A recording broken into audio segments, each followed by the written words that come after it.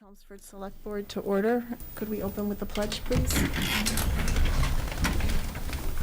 I pledge allegiance to the flag of the United States of America and to the republic for which it stands, one nation, under God, indivisible, with liberty and justice for all.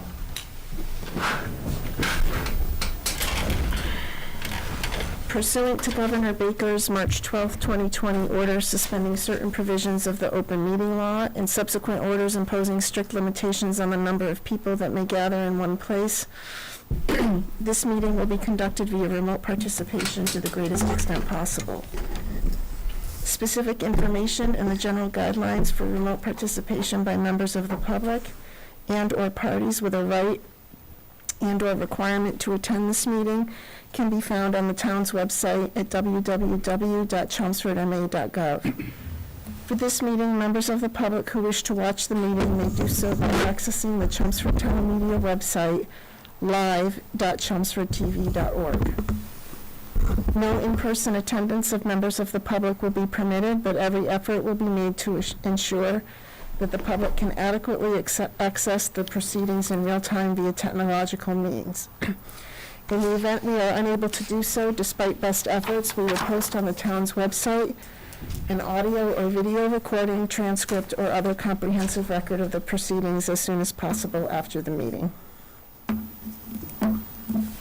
And with that, we'll go to public service announcements. Ken, do you want to start with Veterans Day?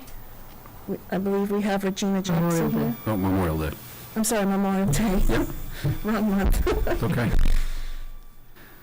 So the town of Chelmsford has a proclamation in recognition of Memorial Day, May 31st, 2021.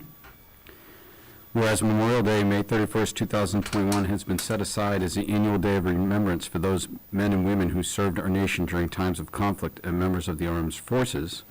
And whereas we pause this day to especially remember those who made the ultimate sacrifice of their lives to defend the freedom of all Americans.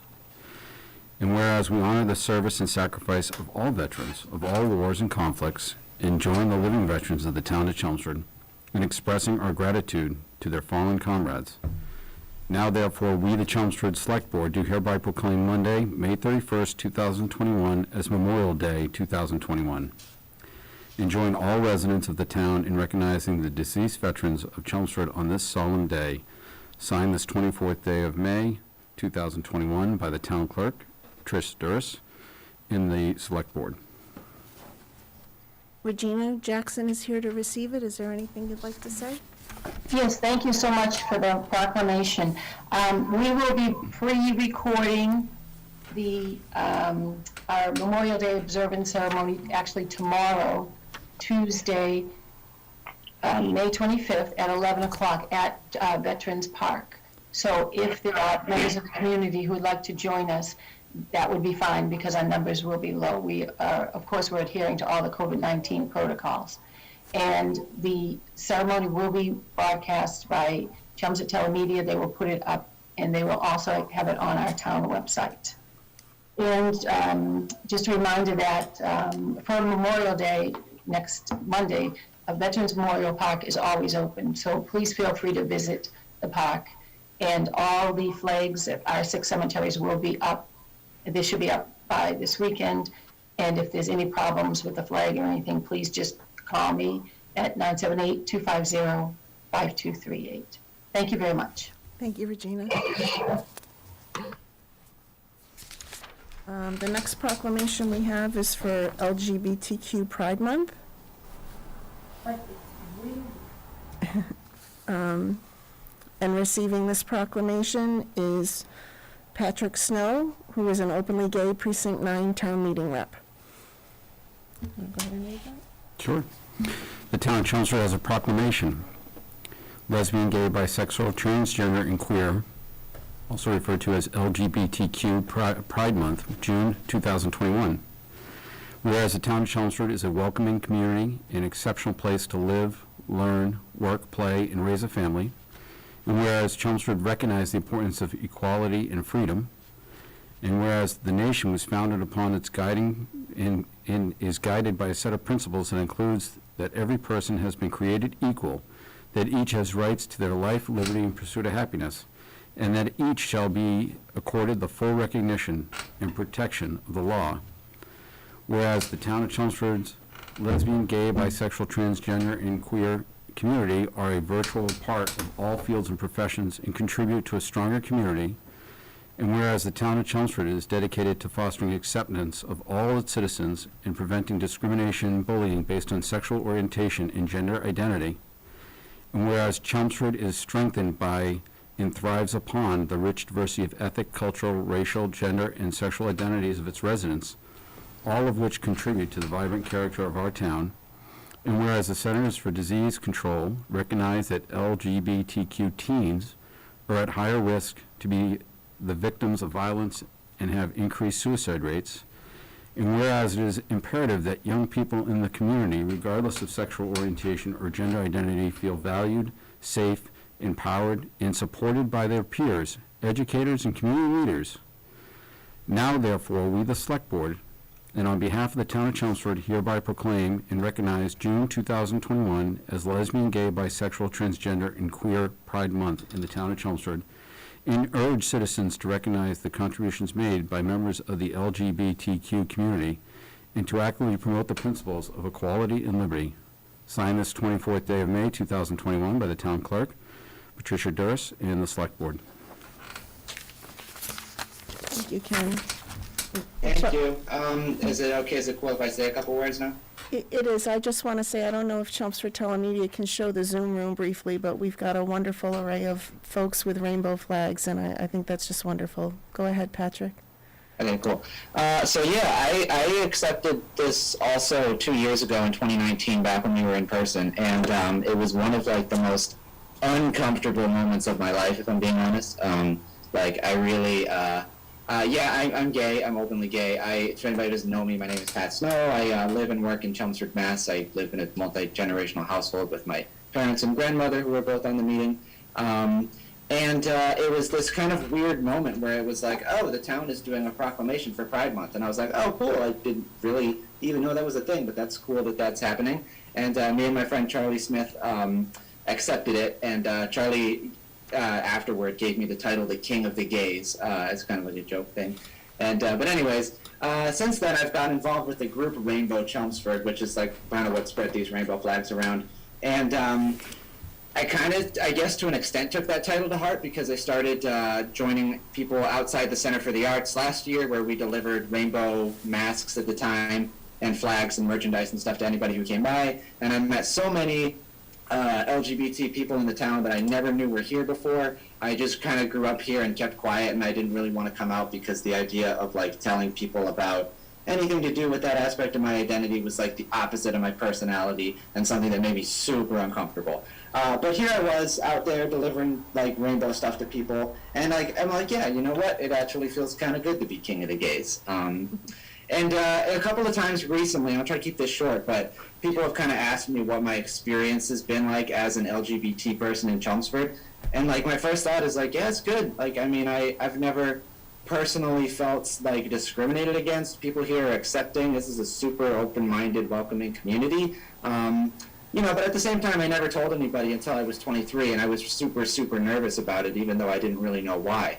And when people ask about if I've ever had any troubles with it, honestly, I never did. The first thing that happened that for me was like a troubling kind of thing was 2 years ago when we did the proclamation for the first time. And at the time, we put the pride flags up on the Chelmsford Center for the Arts over in the center. And it was this really cool thing because people were sharing Facebook photos of like these out teenagers posing with little rainbow lapels in front of it for their prom, and it was clear that like these kids had been in the closet for a while and they were just coming out because they were like, oh, cool, check this out. My friend Charlie and I also hosted an LGBT open mic, and I was like, oh wow, this is great. It's that kind of like, yeah, why wasn't I out before? This is just nice. Anyways, then the complaints came. Immediately, people complained that there were rainbow flags on the Center for the Arts. And I was like, okay, yeah, that's a thing that, you just sort of accept that that's something that's going to happen, whatever. And then I had to talk to someone going through a bit of a panic attack because it turned out that Chelmsford Center for the Arts had received phone calls threatening with death threats for having it there. And that was when being King of the Gays became a little bit less fun, because now I was like the guy answering these questions about like, what's going on over at the Center for the Arts, or what's going on with here? You know, at one point the pride flag came off, and it turned out to have just been the wind, but at the time everybody thought that it had been stolen and like vandalized, and it was all like, oh my gosh, there's this anti-LGBT stuff happening in Chelmsford. What's going on, Pat? And I'm just like, I'm trying to explain the situation and everything going on. We had our LGBT open mic, but you know, when you get death threats from a place, even if you know that it's, you know, people 99.9% of the time that's not going to happen, and you know that you just have to move on, but it's like, sticks and stones isn't quite enough, that rattles you. So Charlie's husband, Ethan, who is a great big giant Marine and owns one of those cool black security t-shirts that just says like security in white, agreed to be there showing up, and he was like our official bouncer, and we didn't really expect anything bad would happen, and it didn't. The evening was a great time, but it really kind of sucked that like we needed that to feel safe, and it was it's kind of interesting that like I assumed that like, oh well, you know, why am I afraid to come out? It's like everything is chill, this is an open and accepting place. But at the same time, when all that happened, I was kind of like, a part of me was like, yeah, that's right. Like, I'm not surprised. Like, honestly, like this is kind of the reason why it was uncomfortable, especially for me being someone who doesn't like being up in front of people, doesn't like necessarily feeling like I'm making a big deal out of my sexuality, because to me it's not a very big deal. But when you're King of the Gays and you start to hear from everybody who's suddenly worried because they suddenly feel, whether it's really for a good reason or not, because Chelmsford's a wicked accepting place, they suddenly feel freaked out being here because of rumors and other things that spread around what's happening. Yeah, it just, honestly, when we stopped flying, when the board changed the rules and we weren't able to fly the flag out of the side of the CCA anymore, that was kind of a bitter ending to it all. And I was super happy when you did the proclamation last year and this year again, because I was like, oh, cool, like that's awesome. I'm glad that we're still on board with that. But it's just one of those awkward, bittersweet things about Pride, where it's like, it's such a fun time of year because there's so many nice excuses to meet other gay and trans people, and not that I don't love all my straight friends and I'm just as close with them as anybody else, but it's just nice. It's an excuse to gather around, excuse to have a good time. But it's like every single time it comes up, there's always that, I'm always like, I feel like I'm put in the position of like defending the idea of it, and it's like, oh, well, what about straight pride? What about like, what is this? Like, I've got nothing against this, but it's kind of like you're shoving it in my face. And I'm just like, oh, I didn't consider myself as shoving anything in your face. I just considered it as me kind of being who I am in my community, you know, the same way that people wear a little Irish flag pin on their back because they're proud of that heritage. You know, it's just one part of who we are. It's not confrontational. It's certainly not political. And I don't really know where I'm going with that, but I had this like brief mini platform. I'm probably taking up way too much of everybody's time. But I just kind of wanted to share how I felt. And yeah, it is a bittersweet, weird moment for me because it's kind of like, I just wish the flags would come back. If I'm being totally honest. I know that this board is like all totally super accepting, and I don't want to seem like I'm trying to make it out like I'm accusing all of you of being like bad people or bigots or whatever, because I'm not. I would just like, on behalf of the people here with the rainbow flags, because that happened, and because it was a painful kind of moment, because people who never thought of Chelmsford as being anything other than accepting and took that for granted suddenly saw it there, and then they saw this, they knew about the death threat and they knew about the other stuff, and then they saw it come down. So even if that's not exactly the correlation of why the decision was made, it's like, that's what ended up happening, and it did freak people out, and I did end up on a lot of phone calls for it. And yeah, so anyways, I'm rambling. Yeah, Patrick, we usually leave it to 3 yes. minutes, so if you could wrap up. I am wrapping up right at this moment. My friend Milo agreed to say one super wicked brief thing because I didn't want to say it on my own. So thanks, Milo. Hi, my name is Milo Ransdell. I'll keep this brief. So, it was a funny story. I was born on September 23rd, 2000, and as you may remember, on my birthday of 2019 was the Board of Selectmen hearing where ultimately the the board decided not to fly the flag at the CCA. Which was, I mean, I had come out, I believe, 3 years before, gosh, it's been so long now, and I felt really happy, like the first year you were allowed to put up the flag, and the year that you put it up in the high school, it made me feel so accepted and loved, and I talked to my other friends at the high school at the time, it made them feel so accepted and loved. And again, just to build off what Patrick said, I'm not calling anybody a bigot or a homophobe. Quite honestly, I don't believe that. I'd like to not believe that. Chelmsford is, to my knowledge and to my experience, a very normally accepting place. The argument that was made to not raise the pride flag, I believe, was 2 letters and maybe a phone call. Guys, this is about, excuse me, I don't want to cut you off, but this is about accepting the proclamation. And I want to clarify for history that it was never the board's decision to put the flags up the first time around.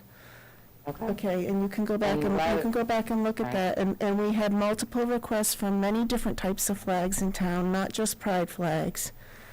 And so we made a policy decision, and it was not anything to do with being pro-pride or anti-pride. No, ma'am, So, I completely appreciate, understand that. I appreciate your stories, I appreciate your sharing. This is a celebration for the proclamation. No, trust me, I am celebrating this I am celebrating this just as much as Patrick was. And I'm also expressing my opinion, and that may or may not, I apologize if that seemed confrontational anyway, ma'am.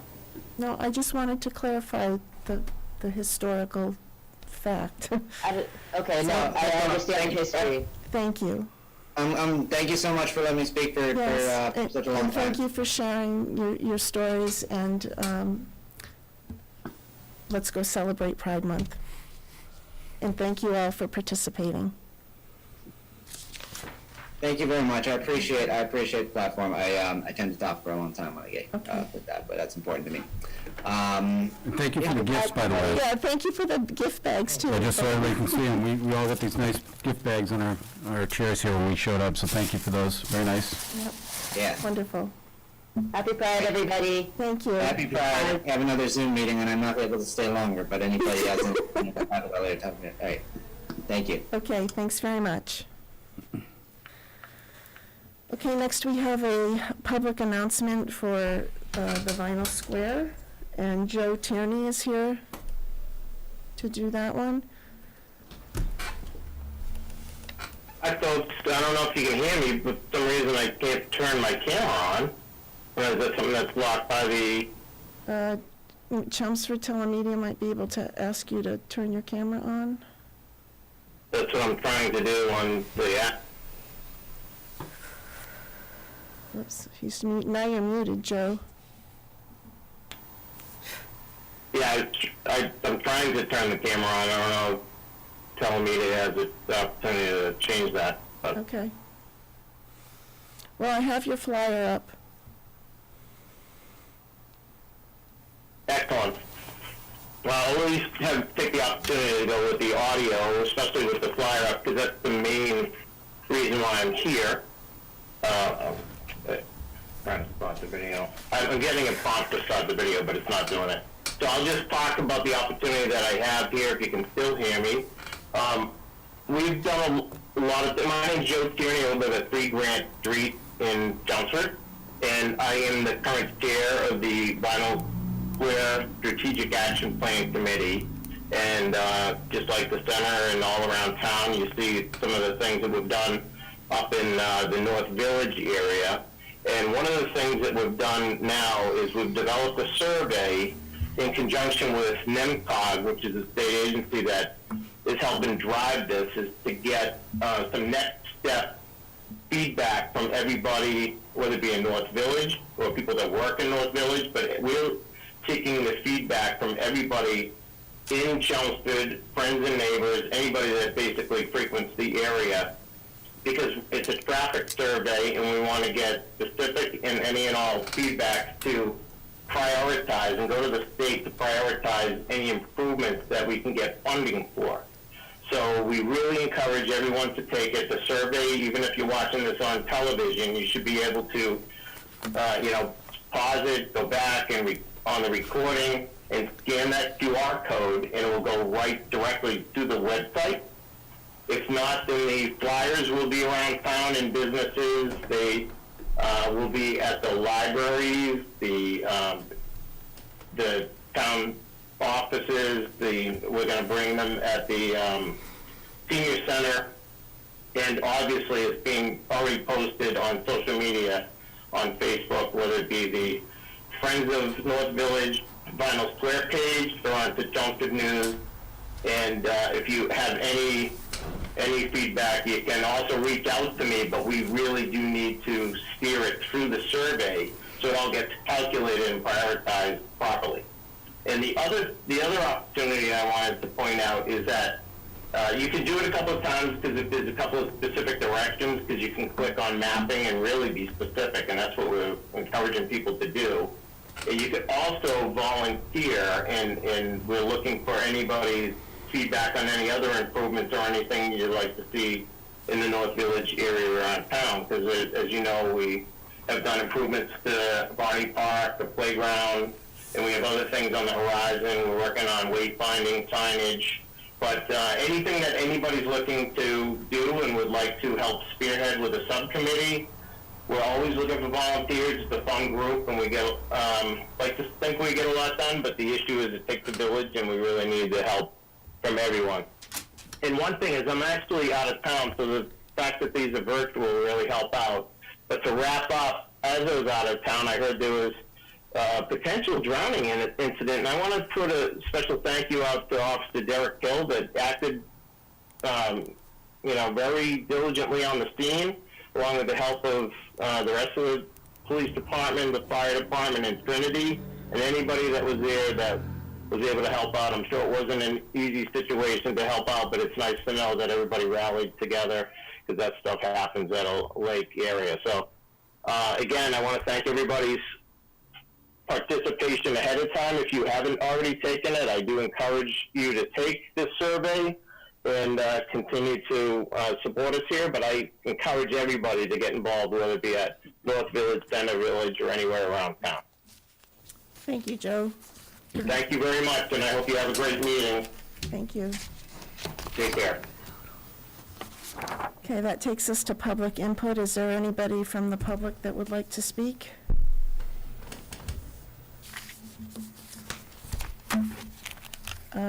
I see Sam Chase has his hand raised.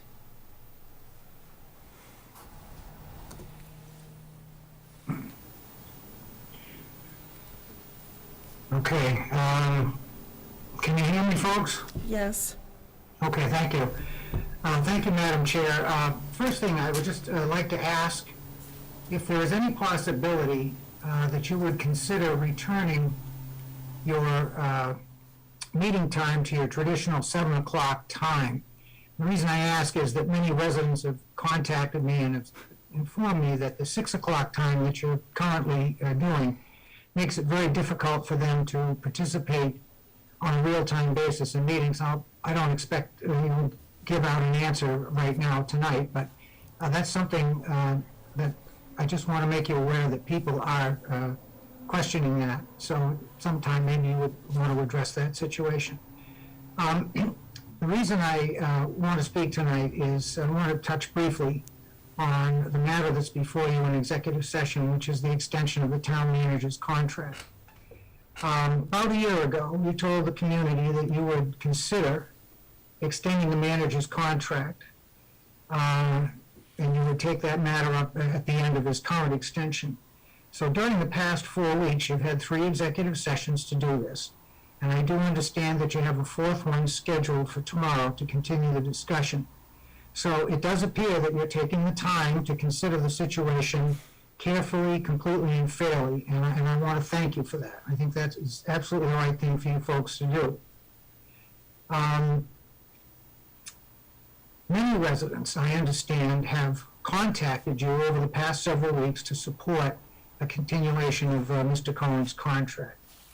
And they've cited his past and present strong, positive fiscal management his general responsiveness, his honesty, his integrity, as well as his above-average performance during the current pandemic crisis, all as reasons for why he should continue in office. Now, most of you know that I've worked very closely with Mr. Cohen in many capacities for almost 15 years, and my experience absolutely confirms those positive impressions of his performance and his character. We all know that managing people effectively is the most difficult job there is, and we also know that there's no school or formal training where you can go to learn how to do that. And in my management career, I've had about 43 years of managing organizations, large organizations, and many people at the management level.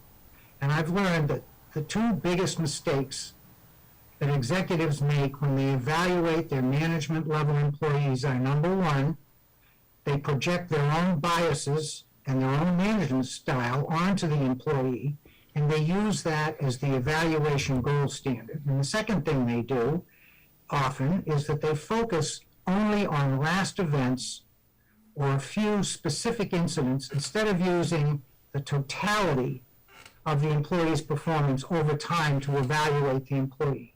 Now, of course, we do understand that those approaches are completely wrong.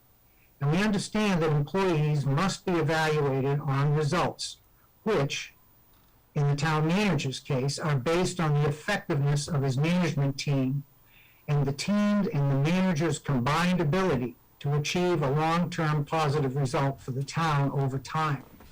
And on this score, I do believe Mr. Cohen has more than met many of the very difficult challenges the town has faced during his tenure. And as a result, I believe he deserves another 3-year contract. So I do hope that the end result of your executive session deliberations will be to offer Mr. Cohen another 3-year contract. Thank you very much, Madam Chair, for your time. Thank you. Can I just, quick request to Sam? Sam, when you have residents contacting you to move our meeting time, maybe you could just ask them to contact us. Yeah, really. You know that, Right. It's funny how people contact people who have nothing to do with, right? with just a Just have cause them like contact that. us. Yes, Selectman LaFave, that's what I've done. Obviously, when people ask me about what other people are doing, the first thing I tell them, regardless of who it is, I say, well, why aren't you talking to those folks? But people know me, they know that I've had a long history of working with people in the town, and they ask my opinion on things, and they tell me things. So I'm just relaying that to you folks. Okay. Chief Spinney? Yeah, this is Glenn Thorne. I don't know how to raise my hand here. Okay, but- Glenn, I'll get you next. Go ahead, Chief Well, thank you Spinney. very much. Madam Chair, thank you. Good evening, everybody. Mr. Tierney beat me to it, but I just want to take this opportunity, since I'm participating in the meeting tonight, to really thank and commend Officer Derek Hill of the Chelmsford Police Department. As many are aware, we did have a very serious incident last evening at Varney Beach. We had 2 people in distress. They nearly drowned. But not for the quick actions of Officer Hill and several bystanders at the beach, we would have had a serious tragedy. Officer Hill was on foot patrol as part of his regular duties, especially this time of year, and he acted immediately and really made a big difference. And I just think it illustrates what officers like Officer Hill are doing every day and what they're willing to do every day. So I just want to take a moment to really pass it on. A great job by all. Thank you very much. Thank you, Chief. Glenn Thorne? Thank you very much. Can you hear me all right? This is the first time I've used this computer in this Yes. fashion. We can hear you. Excellent. Well, I would have liked to have said more, so I'm going to keep my comments relatively brief because I think Sam Chase summarized many of the things that I wanted to say. I had the honor to send you a letter last week, an email last week on my feelings about renewing Paul Cohen's contract for another 3 years. I would support doing that, and I think Mr. Chase pointed out some very essential attributes of why a town manager like Paul Cohen should be allowed and encouraged to stay with the town. It has been, many years that my wife and I have been involved in the political activities of the town because we believe it's important to give back to our community. Evelyn, as you know, served 18 years on the school committee, and she wanted me to mention that in the time that Paul Cohen's been town manager, he has been incredibly attentive to the needs of the schools, and has worked extremely well with the superintendents, plural, multiple superintendents that we've had.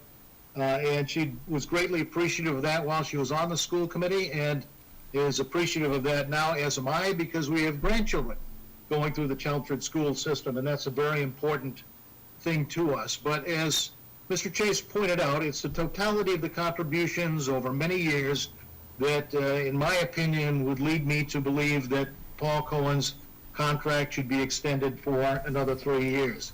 It is a mark of accomplishment for any leader, and I use the term leader versus manager, because leading is the key to success, to assemble a team of people that can take the task that they're assigned to, whether it be financial or organizational or, the town clerk and so forth, to keep a town running well. And I measure people that have worked for me by what they do in assembling a team to work for them. And I think Paul Cohen has done an extraordinary job in assembling a team that supports this town. And I also want to thank the selectmen that currently serve and those who have served over the past years for, doing a real yeoman's job in making sure the town is on the right track. Chelmsford is a great town. As many people have mentioned in the previous comments this evening, as Mr. Chase has mentioned, we have a town to be proud of.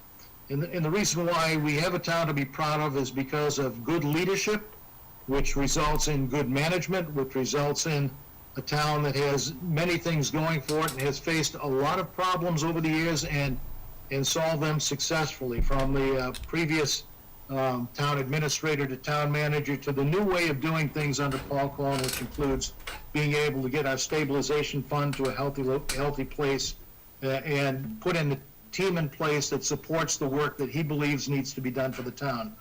So I think when you decide to renew Paul Cohen's contract for the next 3 years, and I hope that you do that, you are recognizing the great team that he has put together collectively and individually, and you know who the members of that team are that serve the town in many different ways. So when you look for a leader, not just a manager, you also look to what he has done in creating the team that supports the business of our town. So over the course of the 32 years that Evelyn and I have been involved with the workings of Chelmsford from the political point of view, we have found the town manager position to be essential to the town, and we have found Paul Cohen's leadership in that position to be superior. As you know, I ran large organizations at Lockheed. Excuse me, you're coming up on your 3 minutes or past it, so can we wrap? Well, I'm sorry, then I'll conclude immediately.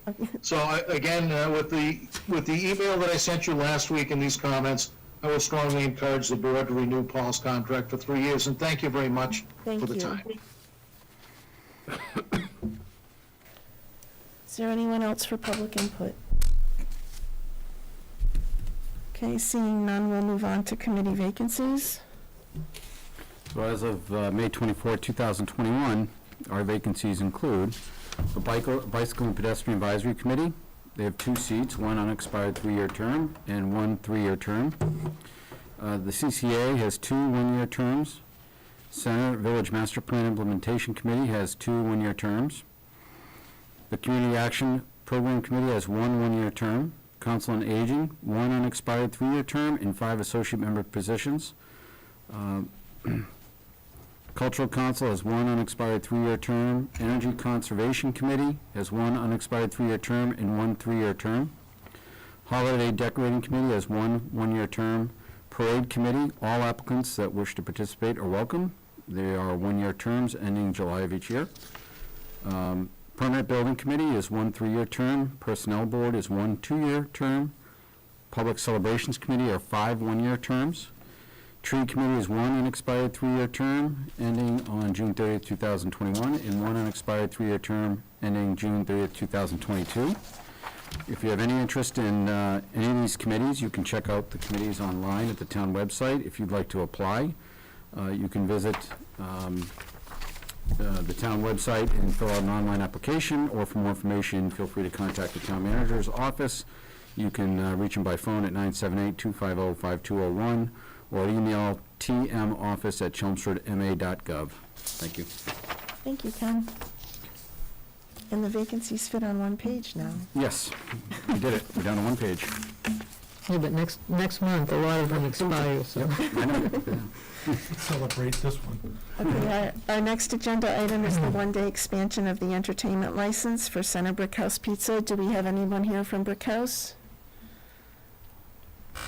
I don't see anyone. This is prior to last year, was an annual Yes. application that we renewed. And I didn't see anything out of the ordinary with the letters from the police department or the fire department either. I mean, I still would encourage them to have a police detail while this is, the expanded entertainment is going on. Not that you expect anything bad to happen, but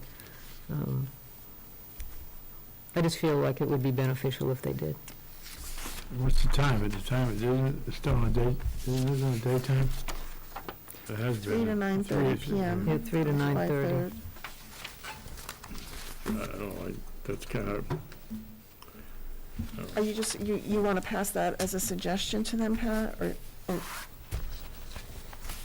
We could make it part of the motion, or we could just suggest it. I mean, it's whatever the board wants. I think in the past, the thought was on July 3rd, there was a ton of police presence downtown and the roads were shut down. Well, and it's not even the day before this time, and that's not going to be the case this time, right? Well, we're not sure yet. Yeah, but Well, even it's if not there's a gonna have the parade, it's country. 2 days after. Yeah, right. It's Yeah. on the 5th. I mean, I think we should make it a suggestion. I'm not I'm comfortable making okay it a with the requirement. suggestion. Paul, when we call to tell them they got the permit, can we heavily recommend? Yeah, we can make a we can pass along the suggestion, or whatever word you use, recommendation, suggestion. There's different weights to those words, so whatever you feel comfortable with, we'll pass along. It's just where normally we would have that police present anyways downtown and the streets are shut down, and now we're not gonna have that, so I would heavily recommend if you could. I guess I would also ask, I mean, do they really want it on the 3rd, or would it be the 4th? I mean, do they want it the day before that the 4th is going to be celebrated, which is the 5th this year? They've asked for the 3rd. Yeah, I think that's up to It's them. a Saturday as opposed to a Sunday, so Okay. maybe they have more business on a Saturday. Yeah, I don't. So I'll make a motion to approve a one-day expansion of the entertainment license for Center Brickhouse Pizza on July 3rd, 2021. I'll second the motion. Any further discussion? All those in favor? Aye. Aye. 5-0. The next agenda item is the update on 54 Richardson Road. And Steve, if you could just give us a moment, George is going to step out of the room and recuse himself.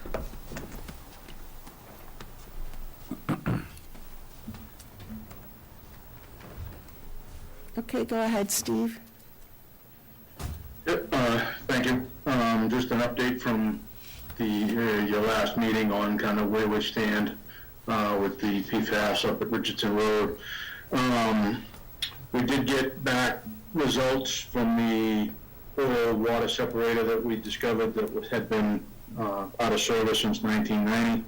The oils and the sludge that was in the tank did contain some PFAS at elevated levels. The concrete was clean, and the soil samples that were taken around the separator also came back clean. So at least we could confirm that the separator was not leaking.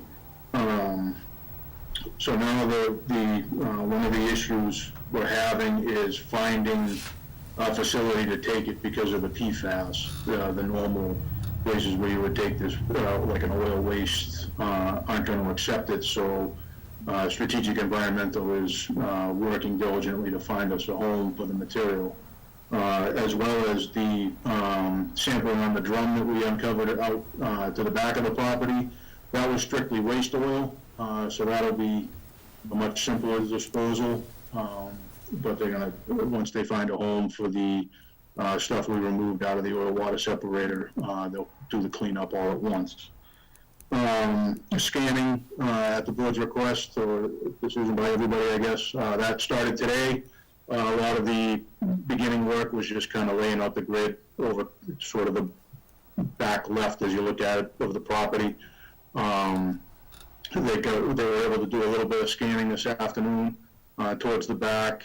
I'll check in with them tomorrow, because obviously if you've been by, we still have a little bit of the waste pile there, so we're just gonna let them scan an area and then just move it out of their way so they can continue into the rear of the property, but that did begin today. But late Friday afternoon, I got sort of a amended proposal from Paul McKinley regarding the installation of the additional wells. I think I maybe had spoken about it last time, sort of along the front of the property.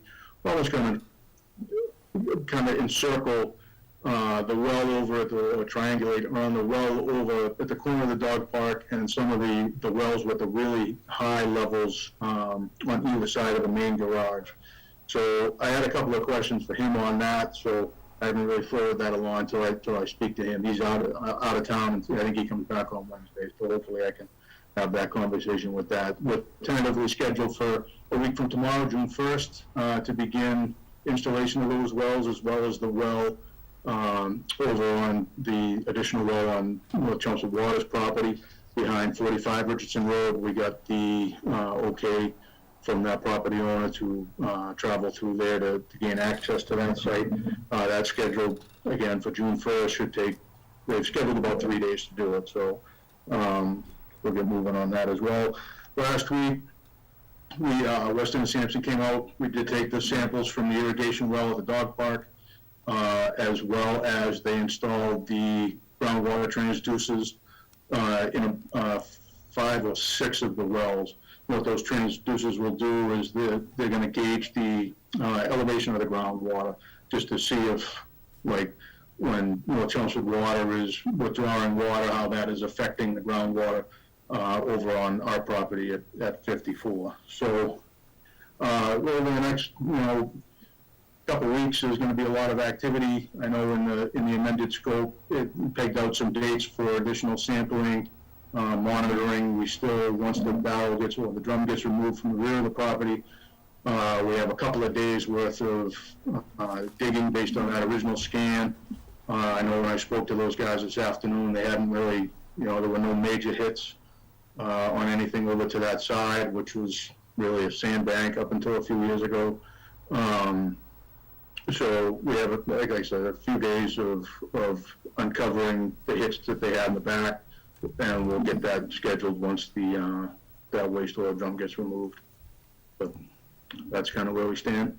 Happy to answer any questions if I can. Steve, with respect to the scan, what did we wind up doing with the 3 piles? Are they all cleared now? So the one pile, the process pile that we screened last year, that's gone, completely gone. Some of the waste material around the back is gone. There's still what looks like a fairly large pile there. It's not quite as bad, so it's not as bad as it looks. So they're scanning to the back left of the property. Once they get that scan complete, we're going to move that pile over into that location. So they'll break off and scan either over in the dog park or on the other side of the main garage while we're moving that pile. And then we're going to move the pile of infield clay that I was saving for the base material up at Roberts Field. We'll just move that out of the way as well. That pile's not that big. And we removed all the storm damaged trees that were kind of piled there that people would pick away at for firewood. That's all gone now. So they got pretty clear sailing. Honestly, the guys seemed pretty happy this morning with the look of the site, and we met with them to coordinate just moving that one pile. So we looked at the dog park. I'll coordinate with Vivian and Will Wagner about, we might have to kind of just do like a rolling roadblock in the parking lot for a day, just so the guys, because the way they grid it, we just don't want cars driving all over them. So we'll figure that out for half a day so they can get that done as well. So what data are we still waiting on? At this point, Paul McKinley has all the data for everything that we've done, the sampling of the oil water separator, the first round of well sampling. At this point, we're just waiting to find a facility to take that material that came out of the oil water separator. And obviously, the sampling results from the irrigation well at the dog park, they were just last week, and it's, as I'm sure you know, with how we've been going through this process, it's been taking So what is, 4 weeks to get results. what are Paul McKinley's next steps in terms of isolating the source? So, like I said, next week we're gonna be installing kind of those wells around the one in front of the dog park, the one next to the main garage as you come in the main gate, and then there's the one on the other side of the garage. And I believe the proposal also included 1 or 2 installed inside the main garage. So once those get installed, they do some initial sampling, and then they have to settle out for, I believe it was 2 or 3 weeks. Then they flush them, and they'll sample again, and then they were gonna plan on resampling all the other wells at that same time. So hopefully that'll give us a clearer picture and help us isolate, those 3 that had the really high readings, the one at the dog park, the initial one inside the main gate, and then the one over by the secondary gate. Did you say? So if everything stays on schedule, it sounds like it'll be August by the time we see results. Yeah, probably end of July, at best. It seems to be the nature of the PFAS testing. There was an article in the Boston Globe either today or yesterday. I think it was kind of making the rounds. Bruce Hopper forwarded it to me this morning. There's multiple communities, and there's not multiple communities dealing with the issue, and there's not a lot of labs to test for it. So it's been taking 3 to 4 weeks to get a result. Okay. Any other questions? Paul, would you mind calling Sure, no, I'll get George George, back in? Thanks, Steve. Thank you, Steve. Thanks, Steve.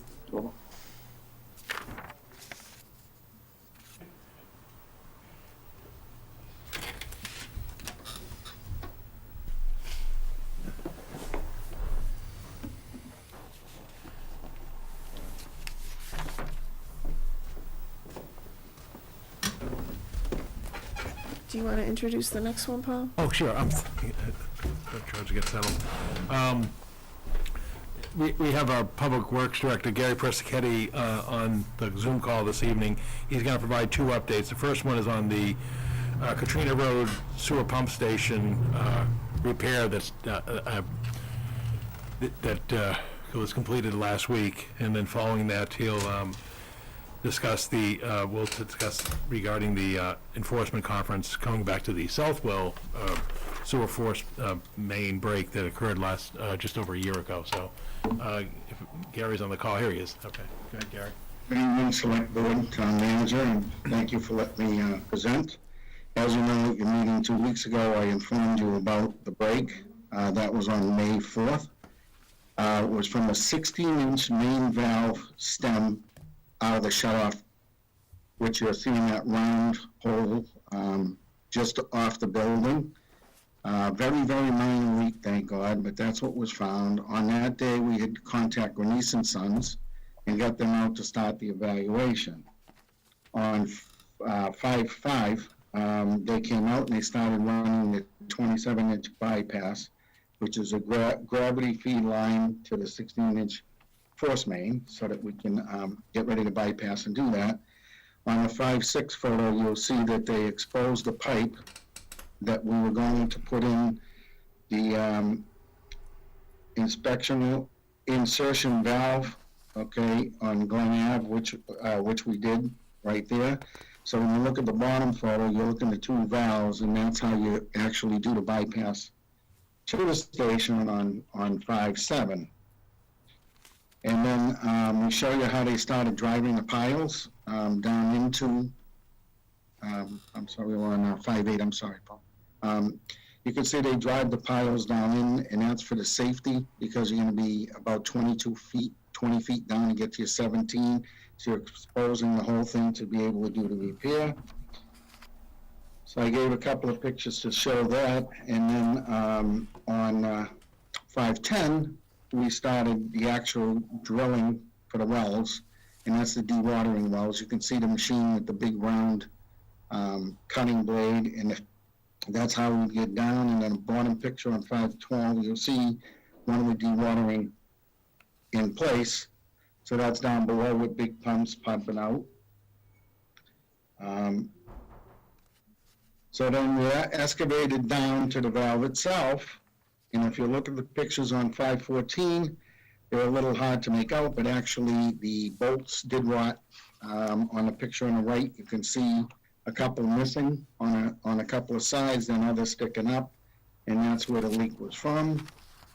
And then when you go to the next page, you will see the brand new valve put in. And the big difference between then and now is they use all stainless steel bolts on everything, which they did not use back then. And then the bottom picture on 515 is showing the shoring and the bracing coming back out, and they're starting to fill back the hole. And then they do some more backfilling, and then the 517, which was the date of completion, is showing you the landscape and starting to be put back. And the project is almost complete. The only things left to do is, I believe, Wednesday, we're gonna reclaim and dig up the asphalt that was damaged at the end of the rail trail towards the lower line part, prep that, get it ready, and pave it. And then we have just fence to put back, and that is the longest lead item right now. Fences are busy and having a little trouble getting parts, so we put up a temporary one for now, and that job will be complete. Any questions? The only thing I would note is that this is a different, I mean, it's similar to a year ago at Southwell, but different in terms of the nature of the break. At Southwell was a corroded pipe, and in here you have a issue with the valve. But unfortunately, both of them are so far down in the earth because of the depth of the sewer line that it takes that extraordinary effort to, set up the temporary system, and then the excavation, and then the dewatering because of the water table, and then the repair, and then the restoration. I did speak to Town Accountant Darlene Lucier last Friday and Finance Director John Souza. The good news is that the cost for this repair at Katrina can be covered by the federal monies that the town is scheduled to receive next month under the American Rescue Plan Act. In that act, it does allow the use of those monies, which we're scheduled to receive somewhere around $11 million in total over a 2-year period. It does allow those monies to be used for sewer infrastructure. So at least that takes some of the sting out of it. But it's just, it's just unfortunate here in a period of just over 12 months, you've had major, these two major breaks on a sewer line that's not really old in terms of, I mean, you're talking only a 31 or so year, lines. But, so again, because as you can imagine, a year ago, we asked the questions of when we're at Southwell, is there something systemic that we should be looking at? And in this case, it wasn't a corroded pipe or the issue that happened there. This is an issue with the valve. So it's sort of similar, but very difficult and challenging. I don't know if there's anything else to add on that, Gary, in terms of what we're dealing with out there. And then it sort of becomes a segue to your next agenda item in terms of...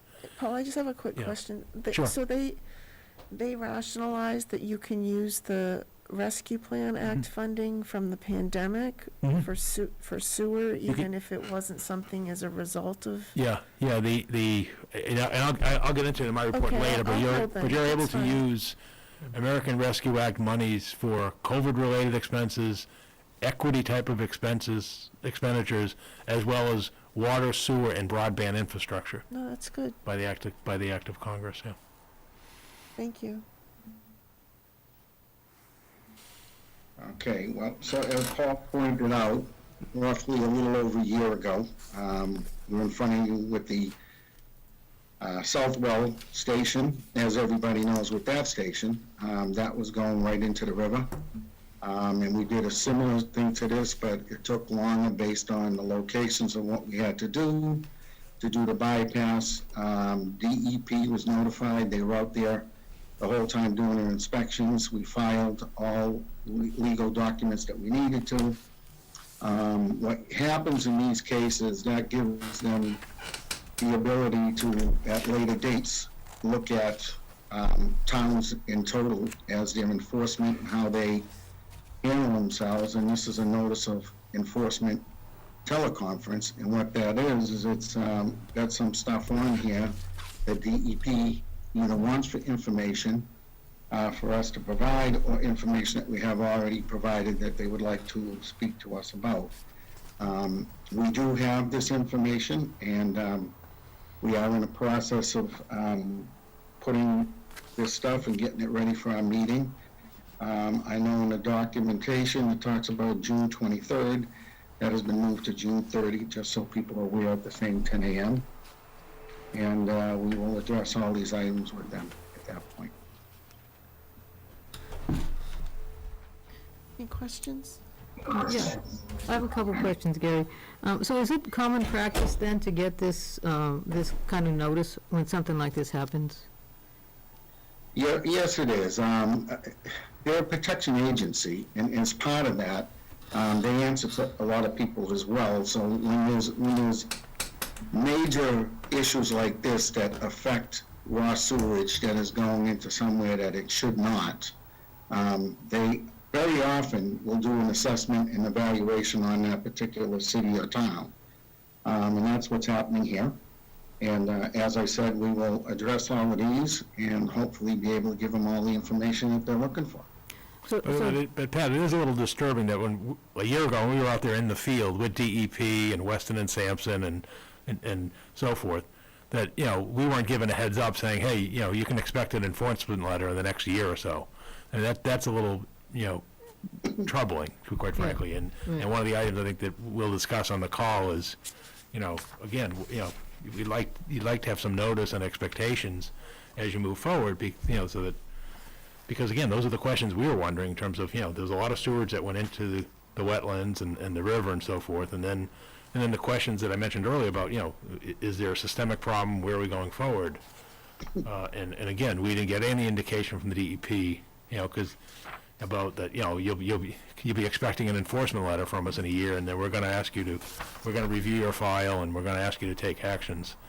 So that you know, is a little alarming from my perspective that this sort of comes, you know, because you want to be prepared for these things and also have an expectation of what the parameters are. And I think the thing is, when you look at the enforcement non-compliance letter, it's clear that the items that they're citing did not contribute in any way to the break. You know, because they cite two issues. One is, well, you didn't have a policy about removing inflow and infiltration, you know, 4-to-1 for 15,000 gallons or more. Well, that had nothing to do with the break. You know, it's a policy requirement, and we're again going to discuss with them. Well, you know, we submit our policies to you for review and comment. You know, so we want to get to that. But and then the other one about an O&M plan, again, there's no evidence that contributed to the break. So I understand the nature of your question, and those are the issues that we're looking to better understand as well. Well, So- I guess, sorry, go ahead. kind of follow up on that, can we expect one a year from now about Katrina? I don't think it's as I severe. would say no. Okay. This has to do with the We did not discharge anything from Katrina into any bodies of water, so I don't expect it. No. Okay. I'm sorry. And I just have one more question. As far as the penalty, it didn't indicate what it would be. Right. Is there going to be a penalty? Is that something that is that like a threat, or is that, any idea on that? We had a meeting last week, Gary Persichetti, myself, Steve, and others, with Weston and Sampson and our staff, and, you know, again, they do this professionally. They're consulting engineers. We're not the first community to get a enforcement teleconference notice and notice of noncompliance. The expectation that they provided for us is that we would receive a nominal penalty. and so that it's not as though we're going to get a six-figure penalty, that type of thing. But you can see it's left deliberately vague. Right. And I think the preference at the first conference with them is not to have council present either for the DEP or for the town, that they sort of, it seems like they want to handle it in a cooperative manner and in a environmental manner as opposed to a challenging legal manner. But at this point, again, based on the experience and guidance we have from Weston and Sampson, is that the penalty would be nominal. However, there are going to be items in terms of actions or remedial actions which are going to be significant. And those are the items that we're going to discuss with them. And I think hopefully those are shared goals because, again, I think we all have this thing is, how do we prevent and protect the environment and these in the future? Put it in perspective, I mean, the break last year was over $700,000 at Southwell and then this one here is around $600,000. However, when we asked Weston and Sampson, well, what would it cost to go do an inspection at Katrina Road to check the valve? And they said, oh, well, that's probably at least $400,000. Not if they don't inspect because you're going to, the chances, but the point is we want to get a handle going forward for the community's sake. And again, we're not the only community in the state that's running a sewer district and so forth. We want to get a handle is, what are the responsible measures going forward? Are they looking for remedial action on? Because at the end of the day, you're right, the bills have to be paid. And yes, in this case, it's ARPA money perhaps that can cover it, but it was ratepayer money last year, and we got ratepayer obligations. Address my question, but I just want to make sure I understand this. When I read this letter, I kind of bucketed the complaints and the actions into three categories. There's one about things that happened even before Southwell, the Southwell incident, in terms of their assertions of non-compliance or compliance with reporting and analysis requirements. The second piece that I saw in here was the Southwell break, and concerns about the environmental implications of that. And then the third piece that I see in here is the requirements that they're giving us going forward within 30, 60, 270 days that look at a broader basis across our whole sewer infrastructure. Am I reading that correctly? Well, you're 100% spot on. Okay. And honestly, we want to know who owns those. For example, the pre-things, The what, Paul? the pre-break items, the policy and the plan, who owns that? And those are the questions, you're entitled to, we're entitled to, everyone wants to know, okay, if there were issues of non-compliance, how did they occur and who owns that? Was it our consulting engineer? Was it our public works management? Was it the town administration? Was it, and that's where we want to get, because I think we're entitled to answers. The second one, in terms of what happened while the break was occurring, in terms of the discharge into the river, well, how could have that been avoided? I mean, I was there on site. Many of you went. I mean, I don't know how you could have avoided that because you can't shut down a sewer system. Seriously. I mean, you can't do that. You have that flow going through, and obviously, while you're erecting, as you saw in these photos, the temporary bypass, your sewer's got to move. And again, no one likes to see a discharge into the river. And so again, we wonder, are there any issues there that could have been mitigated or otherwise handled? And then the third one, as you said, is what should we be doing going forward to mitigate this type of thing, in the future? Again, I think the most troubling thing is we've got a young sewer system, but what Gary can share, and we ask these things on the calls, we're not the only community, who's having these issues, and I think Gary brought up at the meeting that, or it was Steve, that the town of Barica is going through an issue, so again, we see things in the context of our own experiences, but we just want to see it in a broader issue in terms of, what's prudent course of management, and therefore, what are the answers that people are looking for in terms of what was done before, as you said, during and after, going forward, because these are not insignificant costs or insignificant environmental impacts. And as Gary noted, these are environmental regulatory agencies who are being watched by, their legislators, their constituents, their advocacy groups on all sides, clean environment as well as operators and so forth. So, yeah, we hope that to come back to you with the answers to those questions as well as resolution to that in the future. Thank you. I think the one part that has me worried most when I read through this was them looking for our whole map and list of our current system, almost like they want to put it under a microscope and now go through the whole thing. That's where the dollar amounts in my mind start getting big question marks. But Okay. All right. Thank you, Gary. Thanks, Gary. Thank you, Steve.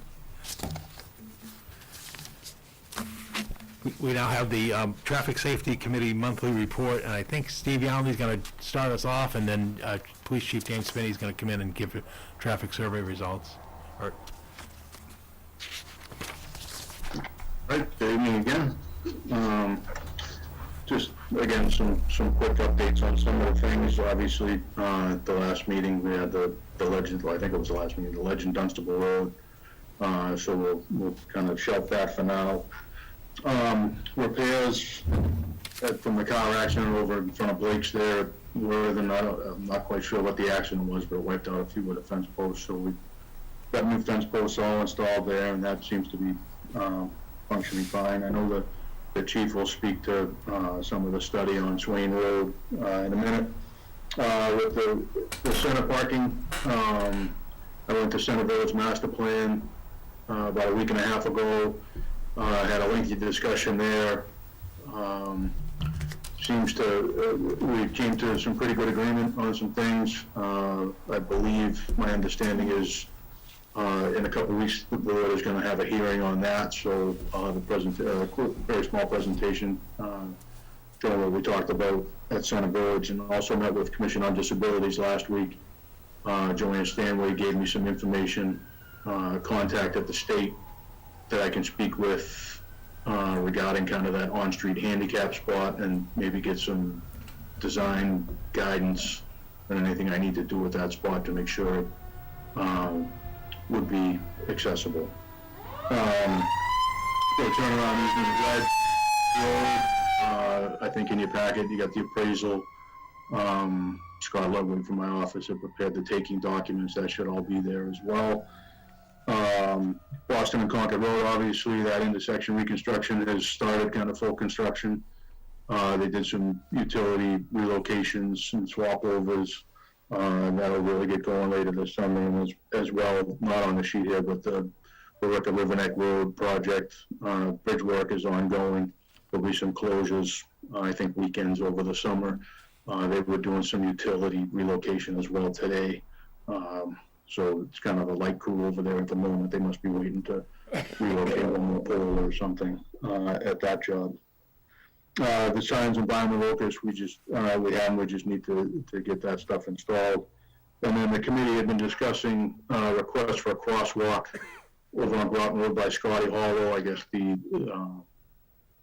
where the bus stops at the corner of Scotty Hollow is causing a few families to have to cross the street, and right there, Route 40, with its proximity to the on-ramp to Route 3 North, on the width of that, I guess the Chief Spinney had some officers kind of watch the location, pretty wide road there, so we discussed it, and we'll begin the process to get a crosswalk installed at that location. So that's just a quick update, and then I guess Chief Spinney's going to talk about his traffic study over on Spring Road. Steve, before you go to Chief Spinney, can you spend a little bit more elaboration on the bus turnaround, the difficulty we're having with the easement? Because I know the goal and the effort was to have the bus turnaround installed before the start of the new school year after Labor Day. Yeah. And so could you just update the board in terms of the difficulty with that easement and on Ledge Road? The choice that we have on Ledge Road, yeah. Yeah, so Scott and I believe Gary as well has spoken to some of the relatives. The property owner had passed away a couple of months ago. So we've been put in contact. I guess there's 3 daughters that are kind of the heirs of the property. And the gist of it is they don't want us to do anything. Hey Steve, we're actually all on the line right here. Right. Yeah, so this is the first that we've actually heard of it. Excuse me, I need you to say your name and your address for the record if Steve's sharing his time with you. Yeah, we can hold off if you guys want to No, continue. it's helpful. Just Yeah, provide your we name just and need address, your name and that's all. address. Sure. So, my name's Melissa Warren. I live at 44 Ledge Road. I'm here with my aunt Lori Woods at 4 Esther Drive. My mother, Earlene Warren, at 2 Oak Hill Road. And I believe my aunt Wendy Odobashian is also on the line as well. And she lives in New York.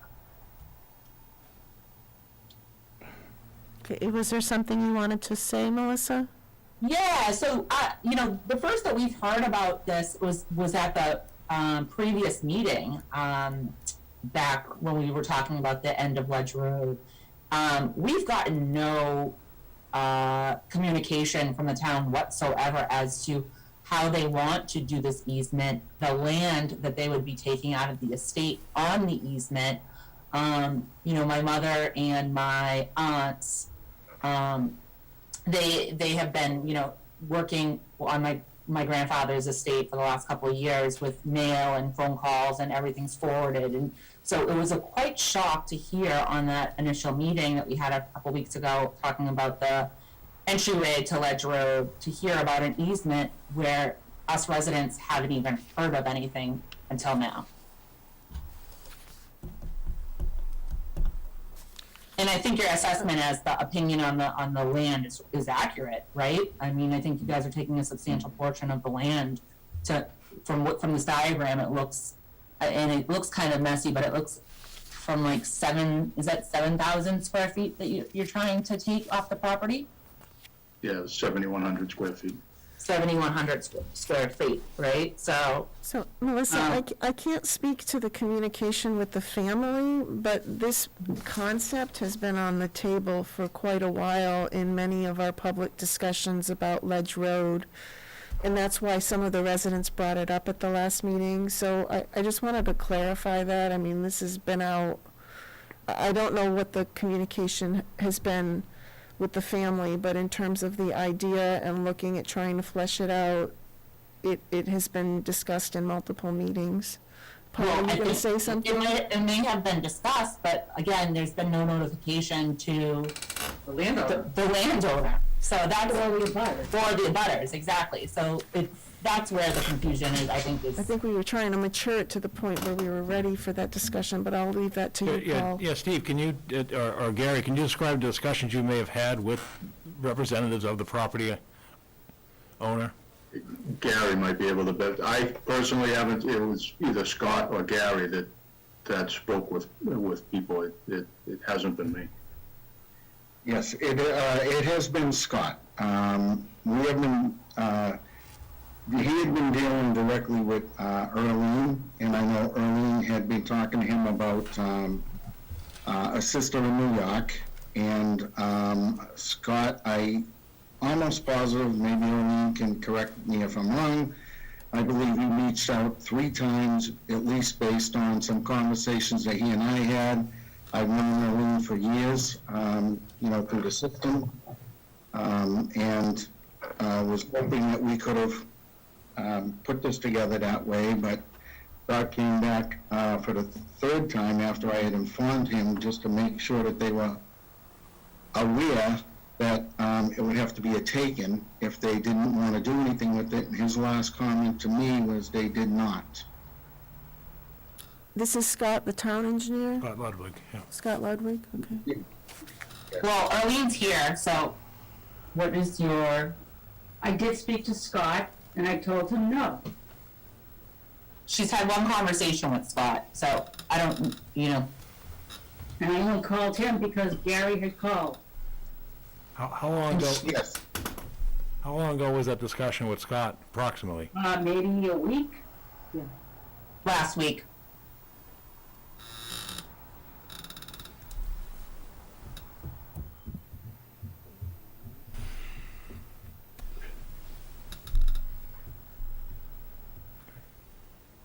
I think what we're trying to do is obviously get clarity as to, hearing this on a meeting and then, having Scott reach out and, it's quite alarming, especially when you want to take as much square footage as you do. And where this has not been matriculated to a point of communication. Again, my sense is that if we needed Scott to get out there to do a survey so that we could produce the plan, which is what's being displayed here at the meeting, so that we could define what was taking place in terms of a taking for the, for the work that would be needed to have a school bus turnaround, so that the children who currently have to walk down the street, to Dunstable Road, are safer than, than having, with the amount of truck traffic that's on the roadway right now. And then the other action the town had to take was get an appraisal done to get a sense of, well, what's the value of the proposed taking of that area. And that appraisal is complete, and the board has that this evening. And I think that enables Scott and the town to basically have an informed discussion in terms of, here's specifically the area, and this is the estimate from a certified appraiser as to what the impact would be on the value of the property. And so I think that's why you're hearing this communication and information. But as the chair noted, this concept, we went to town meeting and got approval of this back in, in order to give the board the authority to do the taking. So it's not a new concept. I think what has taken more time than any of us envisioned was the time to get the survey done, the appraisal done, and this is what brings us here today. I guess if quite frankly. Can we have some records as to when the communication was? There's been no documented communication. Well, yeah. Again, I'm just told what I'm told by my subordinates in terms of, I've only seen the I've only seen the appraisal plan within the last week, and I've only seen the survey plan, which is here. We've just seen that within the last several weeks because we needed it for discussion purposes. But I guess the bottom line is, we're left with the choice of two things. If the desire is to install a bus turnaround, the location for that is at the intersection of Oak Hill, and therefore would involve the taking as depicted, or not, or there's no bus turnaround. And the difficulty with no bus turnaround is it then maintains a safety concern for the school children who are on Ledge Road. So in the school system for the last 40 years, we've always had like a short bus come up to pick up the children. I'm 40 years old. I took it for when I was going to elementary school. Why is that no longer an option today? With less students, with the amount of children that are on the street. I want to say that there's maybe eight kids tops that attend Chelmsford schools. That's outside of my jurisdiction. The school committee and the school administration, the ones who do bus routes and special circumstances. I can't speak to what the school committee may or may not do. What I can address on the town side is there a means, a way to provide an adequate turnaround for a school bus? Because certainly it's less expensive to utilize a school bus that's in the neighborhood than to send a special bus, up there, in perpetuity. Paul, is there a requirement that we do this tonight? No, but I'm just trying to explain, I'm they just have thinking, questions. If this is the first they're hearing about it, perhaps Gary and Scott and Steve can go meet with them and have further discussion, talk, sure. right, and so that they're more comfortable with what it is we're looking for and why we're looking for it. I'm more than happy to. Sure. I'm sorry, what was your name that was just speaking prior to you? My name? No, not Gary. You were... You. Pat Wojcik? Pat Wojcik. Pat Wojcik.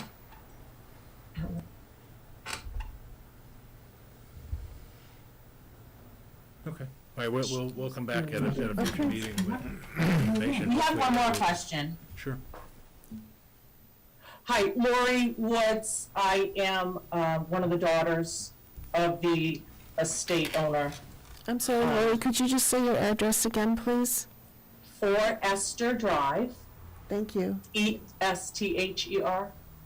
It seems to me a lot of work has been going into getting this easement. Again, we're reiterating without any discussion of the landowner. When the town of Chelmsford owns land on Oak Hill Road that you wouldn't have to take from anybody. If you look at a map of Oak Hill Road, the town owns land up there. So you're talking about a bus turnaround at the end of Oak Hill Road, but if the bus went up Oak Hill Road, the town owns land there.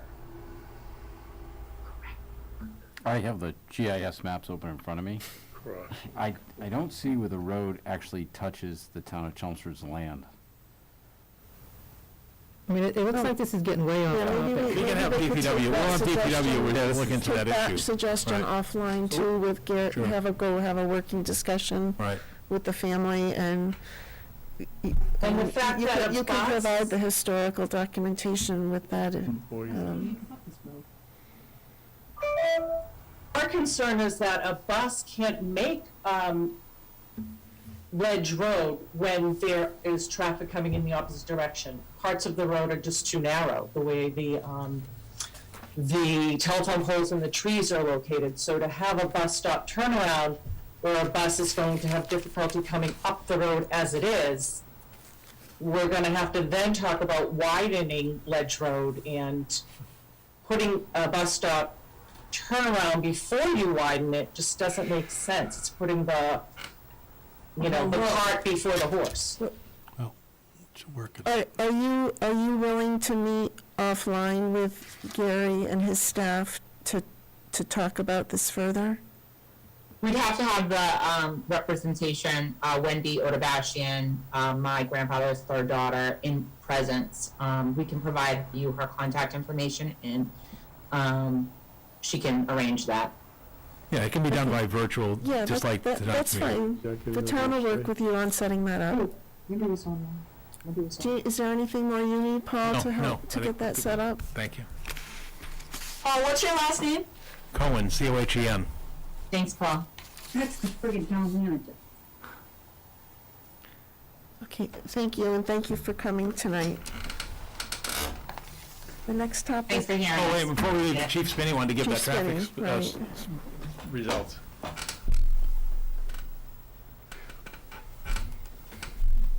And I have the Swain Road report up.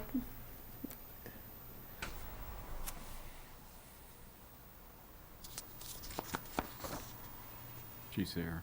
Yeah, I think he's trying to get sound.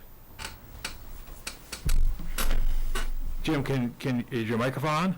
We can. Yes, I'm waiting, I don't know if someone. No, we're all set. Could someone produce the Swain Road graph? Yep, it's up, I'm just waiting for, yep, there we it is. go. Thank you. All right, good evening, members of the board again. We deployed the speed audit equipment on Swain Road towards the end of April as a result of some concerns that some residents had. I chose this graph. I thought it would be a little optically more effective than the numbers graph we've used in the past. That graph had a lot of data on it, so I thought this was a little bit more clear cut. So we set that equipment up from April 20th through April 26th and beyond, and I'll get into that in a minute. But we set it up on Swain Road, heading towards Dunstable Road, going down the hill. So if you're on Swain Road heading towards Dunstable, the equipment was towards the bottom of the hill. We thought that would be more effective to capture the height of any speed issues. So what we found was 68% of the total volume were traveling between 26 miles an hour and 35 miles an hour. 26% of the vehicles were traveling between 36 miles an hour and 40. 3% were traveling between 41 and 45, and 0.3% were traveling between 46 and 50 miles an hour. So there's some good news and some concerns in there. The good news is that the vast majority, almost 70% of all volume captured, was traveling between 26 miles an hour and 35 miles an hour. So it's a 30 posted limit, we understand that. But to keep vehicles at or under 5 miles an hour over the speed limit is a success, in my opinion.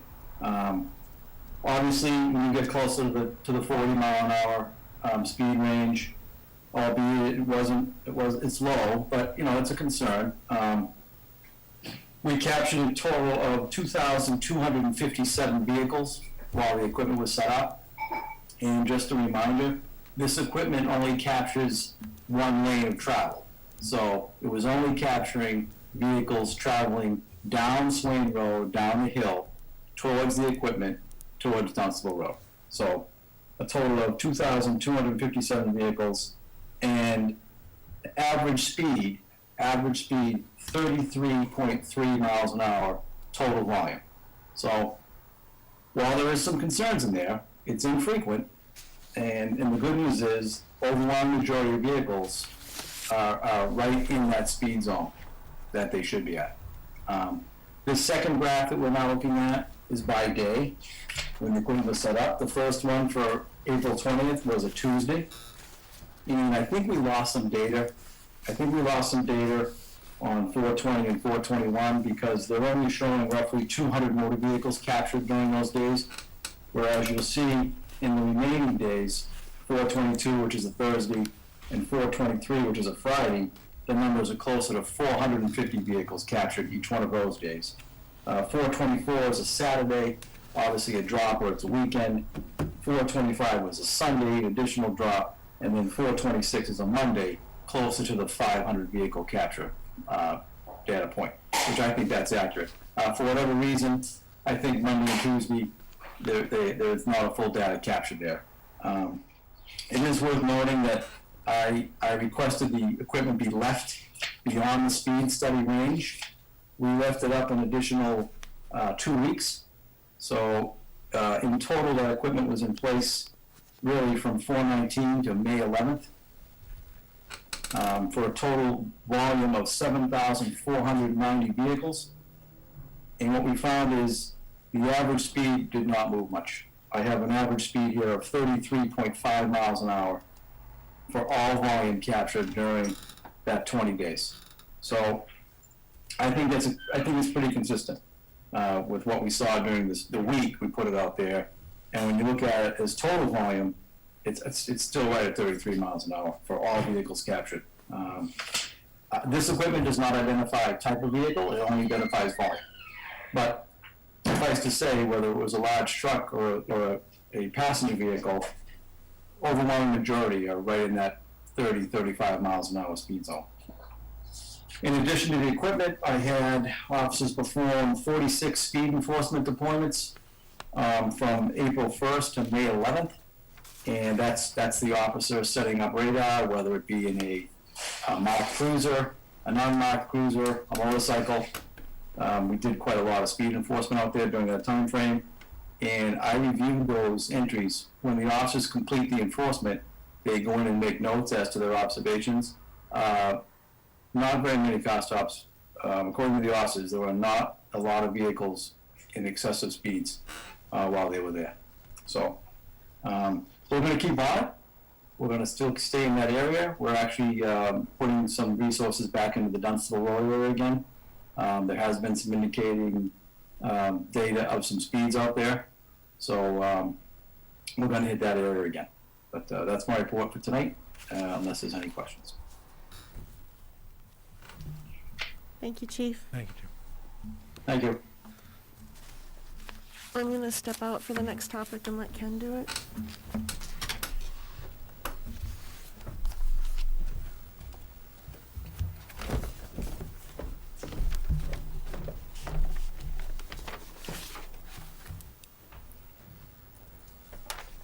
Okay, we have Community Development Director Evan Belansky on the line. This is a follow-up from the meeting from 2 weeks ago regarding the preparation and submission of a Community One-Stop for Growth application for water infrastructure improvements concurrent with the Groton Road residential subdivision. So Evan, do you want to update the board in terms of what's transpired over the last 2 weeks in terms of preparing the grant application, and then I guess we'll get a vote from the board to approval to submit if, following your presentation. Sure. So thank you, Paul, and good evening, board members. So as Paul mentioned, as we discussed at the last meeting, the deadline for submission of this MassWorks grant is Friday, June 4th. And I think we identified tonight's meeting as the opportunity for the board to take the required vote to submit this application. So what has taken place between your last meeting and this meeting is we have worked with the applicant and their consultant team, and they've worked with the water district, and we've prepared and submitted to you a working draft of the application. What was in your packet and what's on the screen this evening is the draft from last Thursday. Since then, we've continued to coordinate via email. So the specifics of the grant application, as I understand them to date, is a 1,700 linear feet of upgrading water main from 6 inches to, I believe, 12 inches from Scotty Hollow west under the Route 3 overpass to Ward Way. That is an updated budget is $655,500. That is up slightly from what's in the draft application of $635,000. As you know, this project is being submitted to directly benefit and promote and advance a private development of 12 duplexes on the south side that is fully permitted by the planning board. The application also contemplates leveraging additional duplex development as well as industrial development or redevelopment on the north side. All of that is of interest to the state. The state is looking for projects that leverage significant private investment, particularly housing and housing that's located in strategic locations.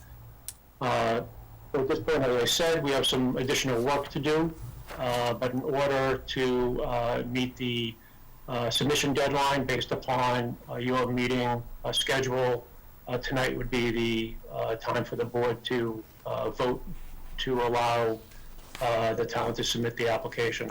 Be happy to try to answer any questions you may have.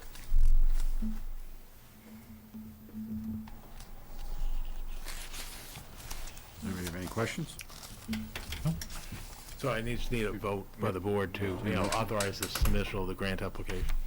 Because that's part of the application process, is the evidence of the board's support.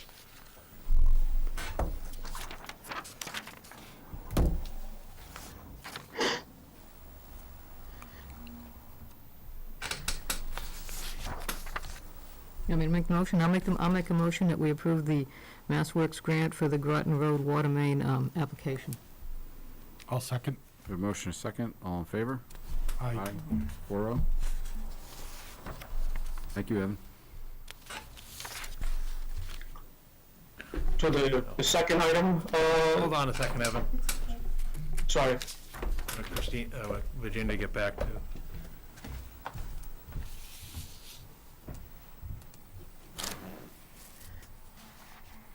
Go ahead, Evan. okay, thank you. So the second item for your consideration is a state planning assistance grant. This is the same program that the town was successful in receiving funds last year for the Route 3 highway interchange market study. So this year, this is I think last year was the first year of this new program. And so my sense is that towns should submit. It's not a very heavy lift. It's fairly quick turnaround and somewhat nimble as far as a state grant is concerned. So for this year, the state emphasized and highlighted projects that studied climate resiliency and climate change as it pertains to local regulations. And as my draft application indicates, this is fairly timely for Chelmsford. On the town side, the town has been very proactive with green energy, green communities, things of that nature. We have just begun over the last year or so in our policy documents to talk about applying or pursuing regulations as it pertains to private development when it comes to green buildings or green infrastructure.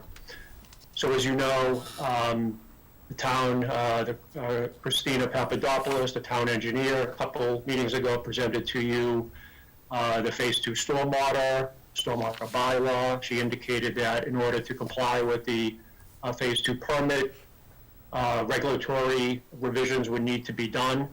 This grant application includes a process to work with a consultant, to work with the town stakeholders to do just that.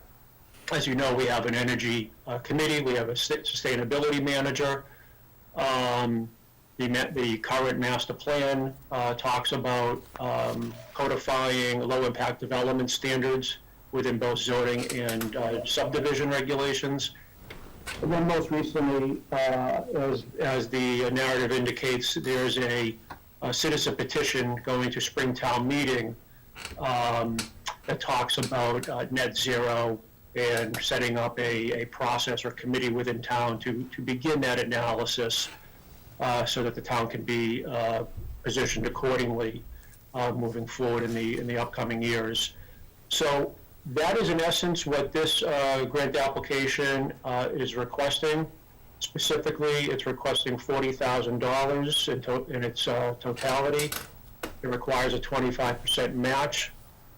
So the state would be contributing $30,000 and the town would be contributing $10,000 towards this effort if we're successful in receiving the grants from the state.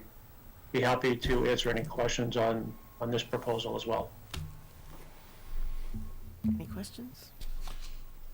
I just comment, I think it's very aggressive, I like it, I think it's, you know, it's, I don't know if they're all achievable in the short term, but it's good goals to go for. Okay. So do you need a vote for us on this? I mean, there's no board vote, is there a board vote? There's no vote requirement to submit the application. Okay, great. Thank you, Evan. Great, thank you. Have a great day. Thanks. Thank you.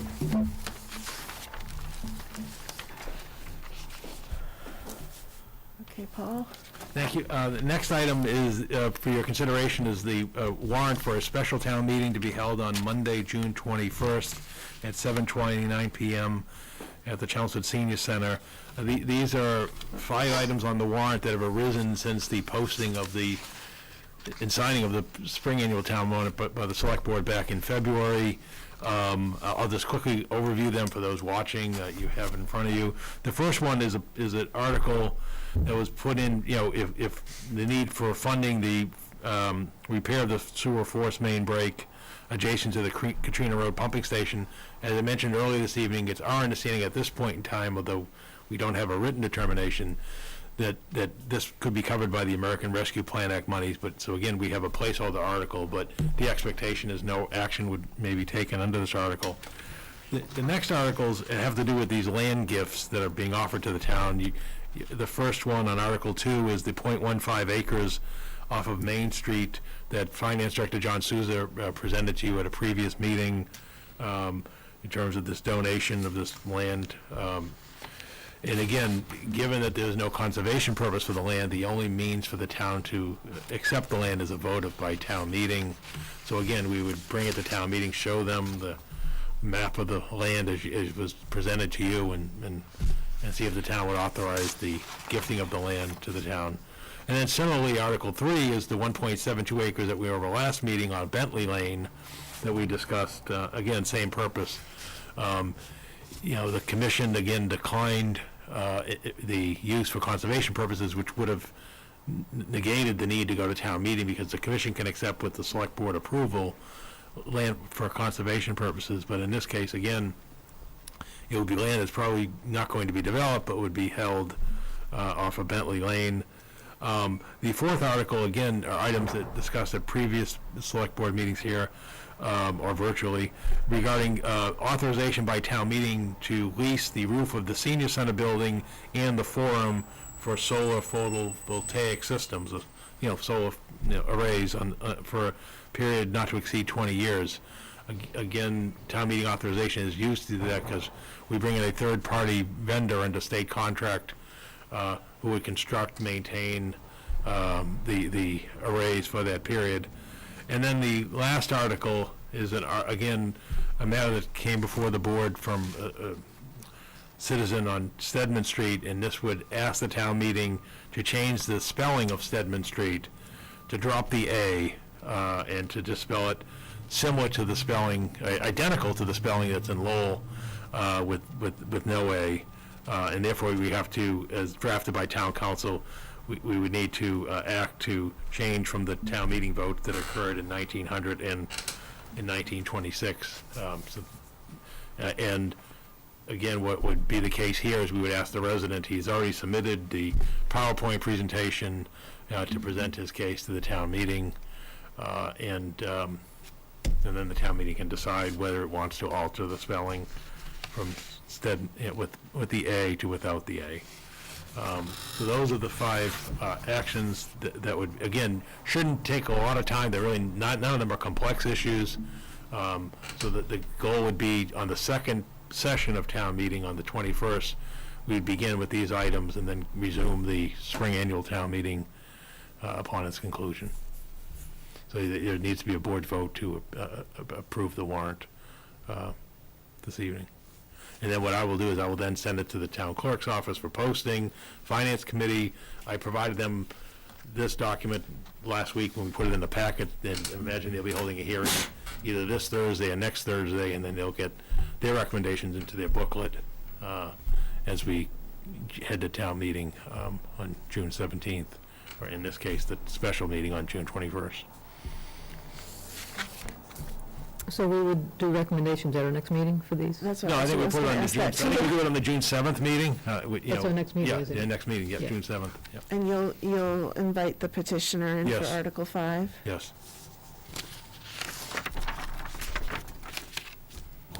Any other questions? So I'll make a motion.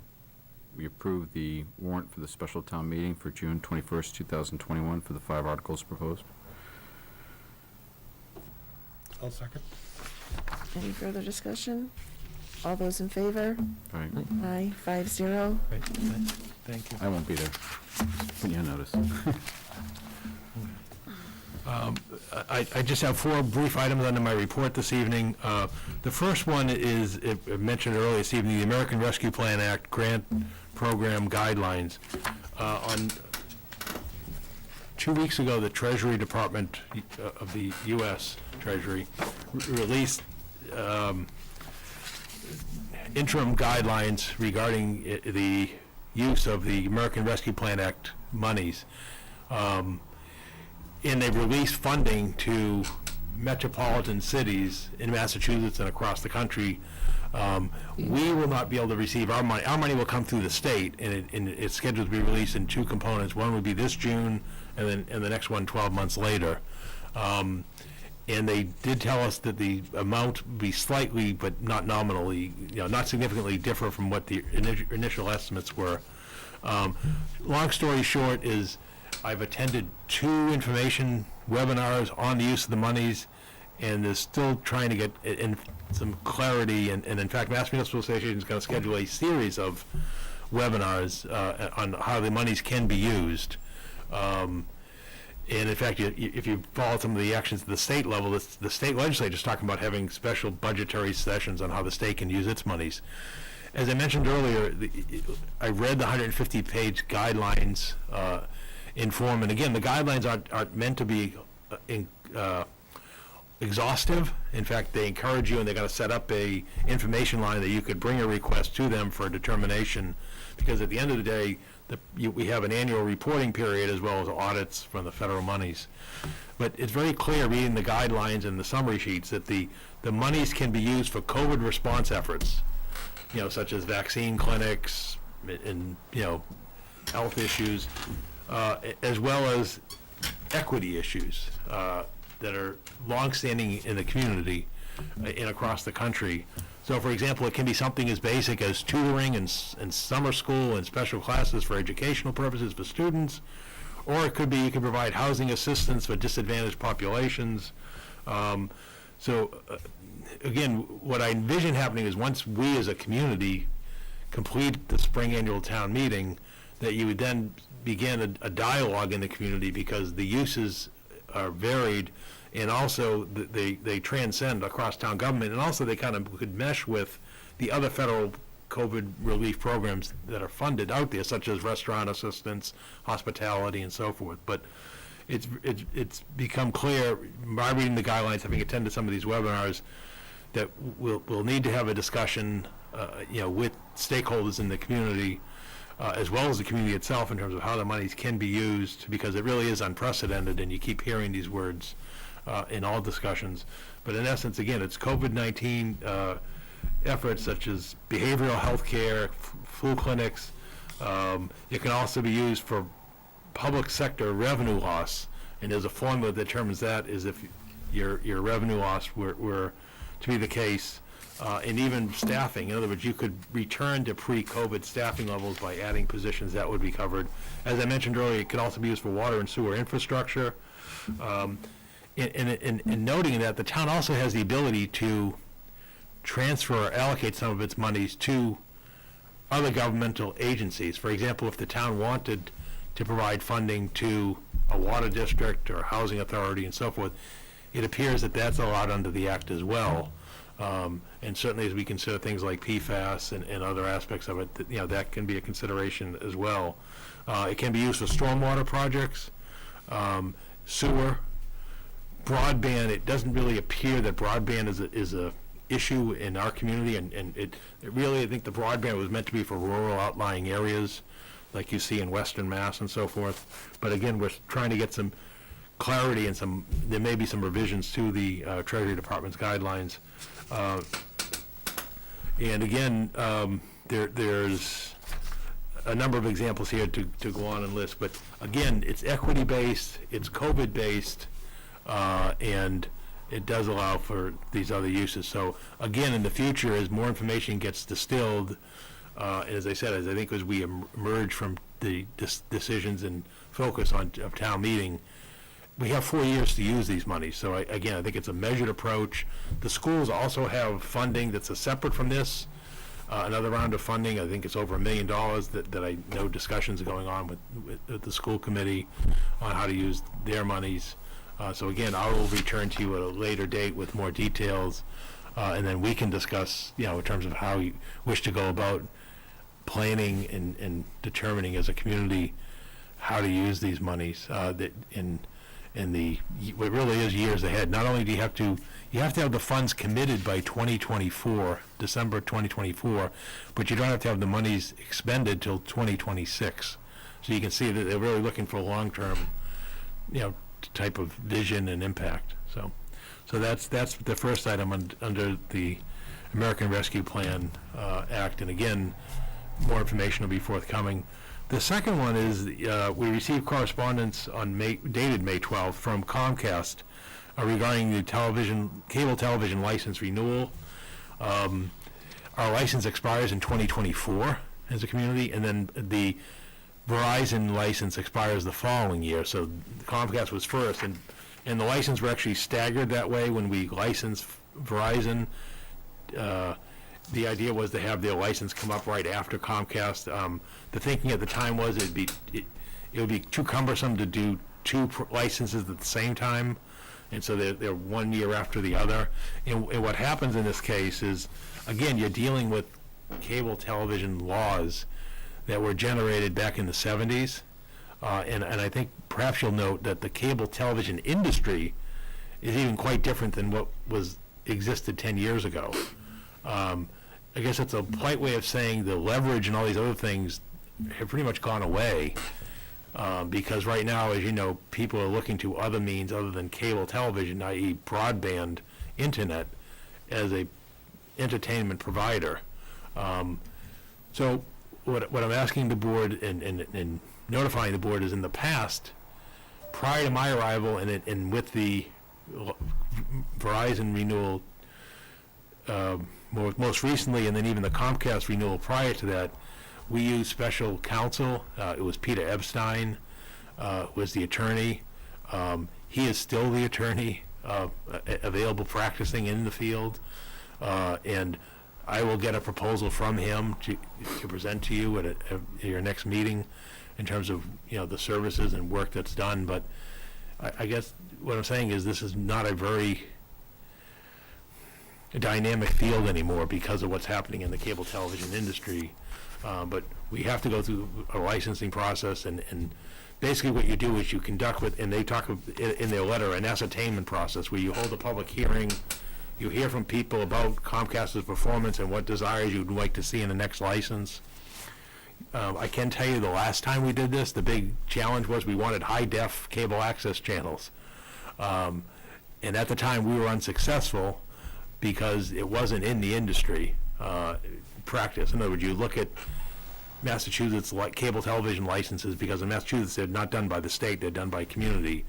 And it just wasn't, there wasn't a track record or a precedent for that to be latched onto.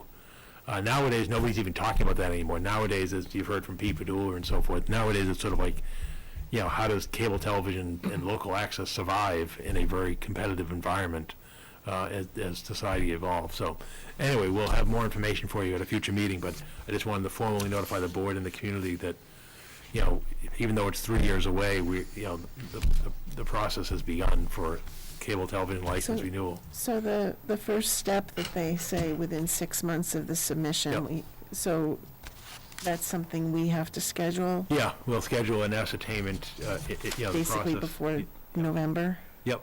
Okay. And again, it provides the residents the opportunity to identify the cable-related needs and review Comcast's performance under the agreement. And as they say, most of these are done informally, and even the last time, even though we did the formal process, we reached an agreement informally. And then we provide notice to comment on their proposal. And, again, it's a partnership long-term, because as we know, there aren't any new entrants in cable television. There are entrants in broadband, but not cable. So anyway, we'll be in touch with more information, but I'll bring you the proposal from special counsel. We can schedule towards the fall a ascertainment hearing, and then while that's going on, we'll have, we can bring you information on what is going on with other license renewals around this time, and then a plan going forward. So that's the Comcast issue. The next issue is just notifying the board, and I sent it to you by email when it happened, and again, note Evan's efforts. We did receive the acceptance by the Northern Middlesex Council of Governments for the District Local Technical Assistance Grant that Evan prepared for 100 hours of staff time to be completed by the end of this calendar year to plan for growth by doing a business survey on the COVID-19 impact. So again, Paul? Yes. How is business survey, how do they define the scope of that? Who are the businesses they're going to survey? That's going to be the discussions that we're going to have with NIMCOG in terms of, how do we go about in getting an effective input tool. Right. Because I was thinking, you have the CBA, but that represents a very small percentage of the businesses in Chelmsford. And then Lisa has her list that database, she's kind of ad hoc put together. Then you have people who have applied for business permits that might not represent the total of businesses. So I didn't know how you define businesses and get an adequate cross-section there. That's what we'll do. I mean, we're using the same people to do what Joe Turney was on earlier tonight about the Vinyl Square survey. And thus far, it's been a very good start on the Vinyl Square one in terms of the survey tool and so forth. And so we'll have those discussions with NIMCOG in terms of, again, who's our target audience, how do we most effectively reach them, and then get meaningful output from the survey. Okay. And then the last item I have on for this evening, and this will take a few minutes longer, is I'm required under the bylaws to give a quarterly goals status report. The last one I did was 3 months ago, back in January. I won't repeat all the slides and discussion we had in January, and then what I did is on the presentation, I noted the January slides if there was a change, and then put May. So, for example, on the first one about addressing sewer capacity, I just updated it to May, which is slide 3, is that, we had Weston and Sampson provide an update at your May 3rd meeting on the wastewater capacity alternative analysis that's underway at this point in time, and obviously will be completed in, I think, August. And that they are identifying ways to remove infiltration and inflow to increase capacity, and investigating alternatives for discharging wastewater to Billerica, and that they're also exploring possible in-town wastewater management alternatives. And again, as was noted when they were here on May 3rd, I think we should be getting some more concrete data and specific information in the weeks and months ahead.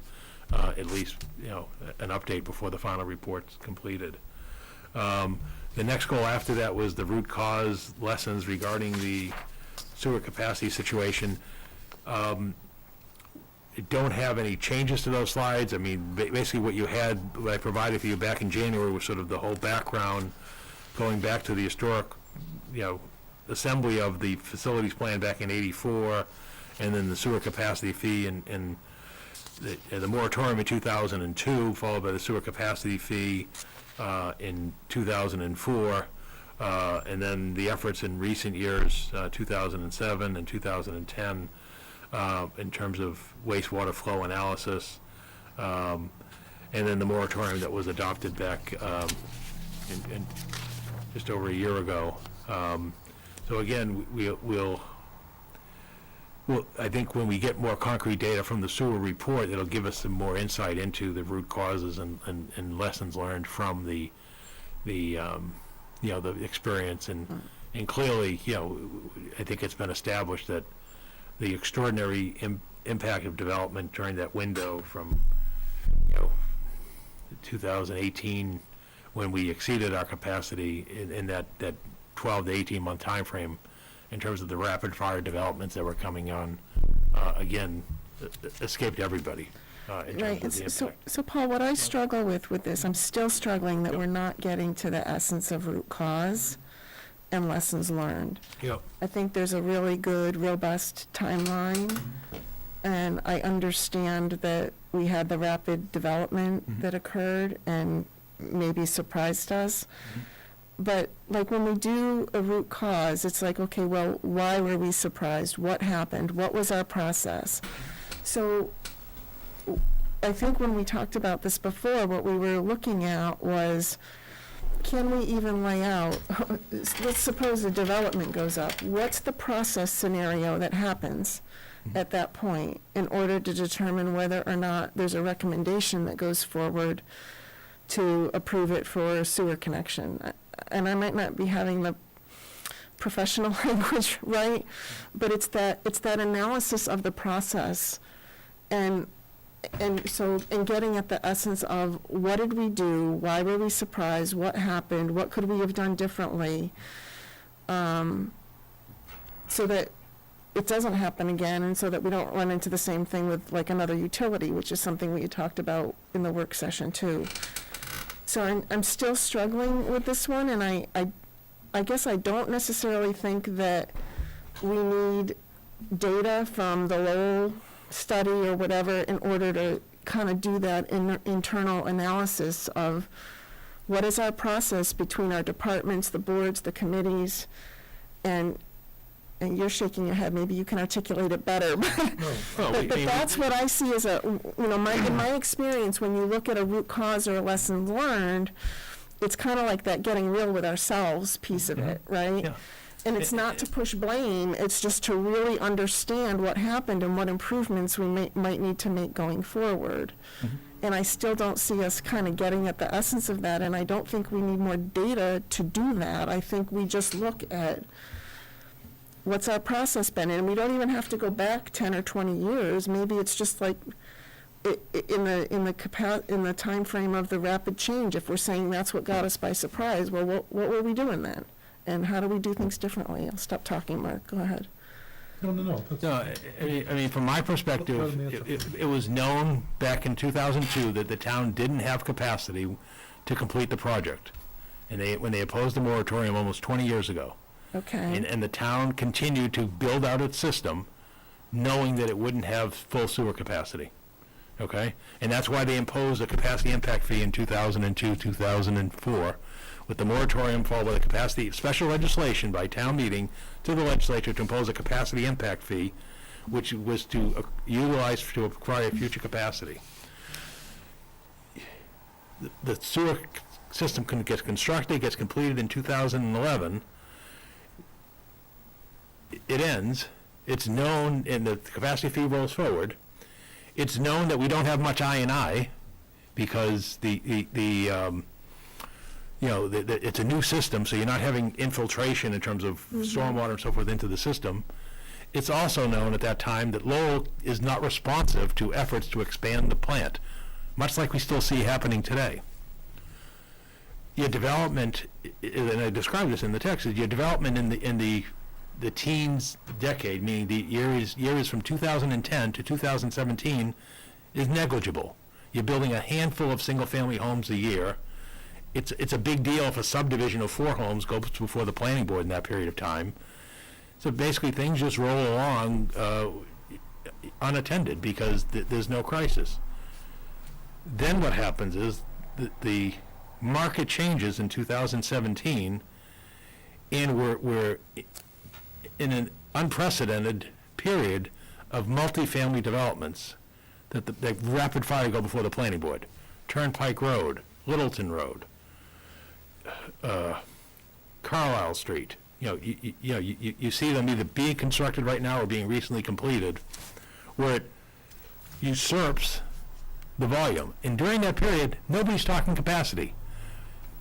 We're not getting any reports from the sewer department, division of DPW.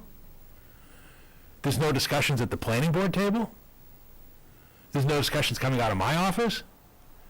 There's no discussion in the master plan update until all of a sudden, when they're doing the update, they ask a report on sewer capacity, and Steve Yonley comes out and says, well, looking at our numbers, we're pretty much at the end of exhaustion, and that's when I notify this board 2 years ago in 2019, saying, hey, look, this issue's arisen in the master plan update, and we're caught off guard.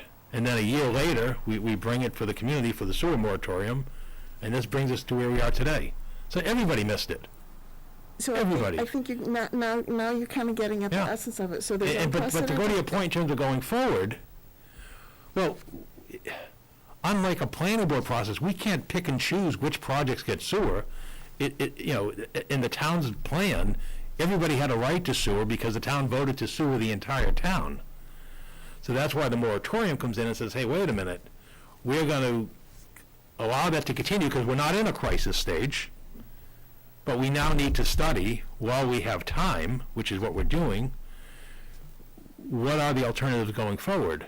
And therefore, the major developments and subdivisions have to go with wastewater treatment plants or individual septic systems for large subdivisions that were not called for in that original plan.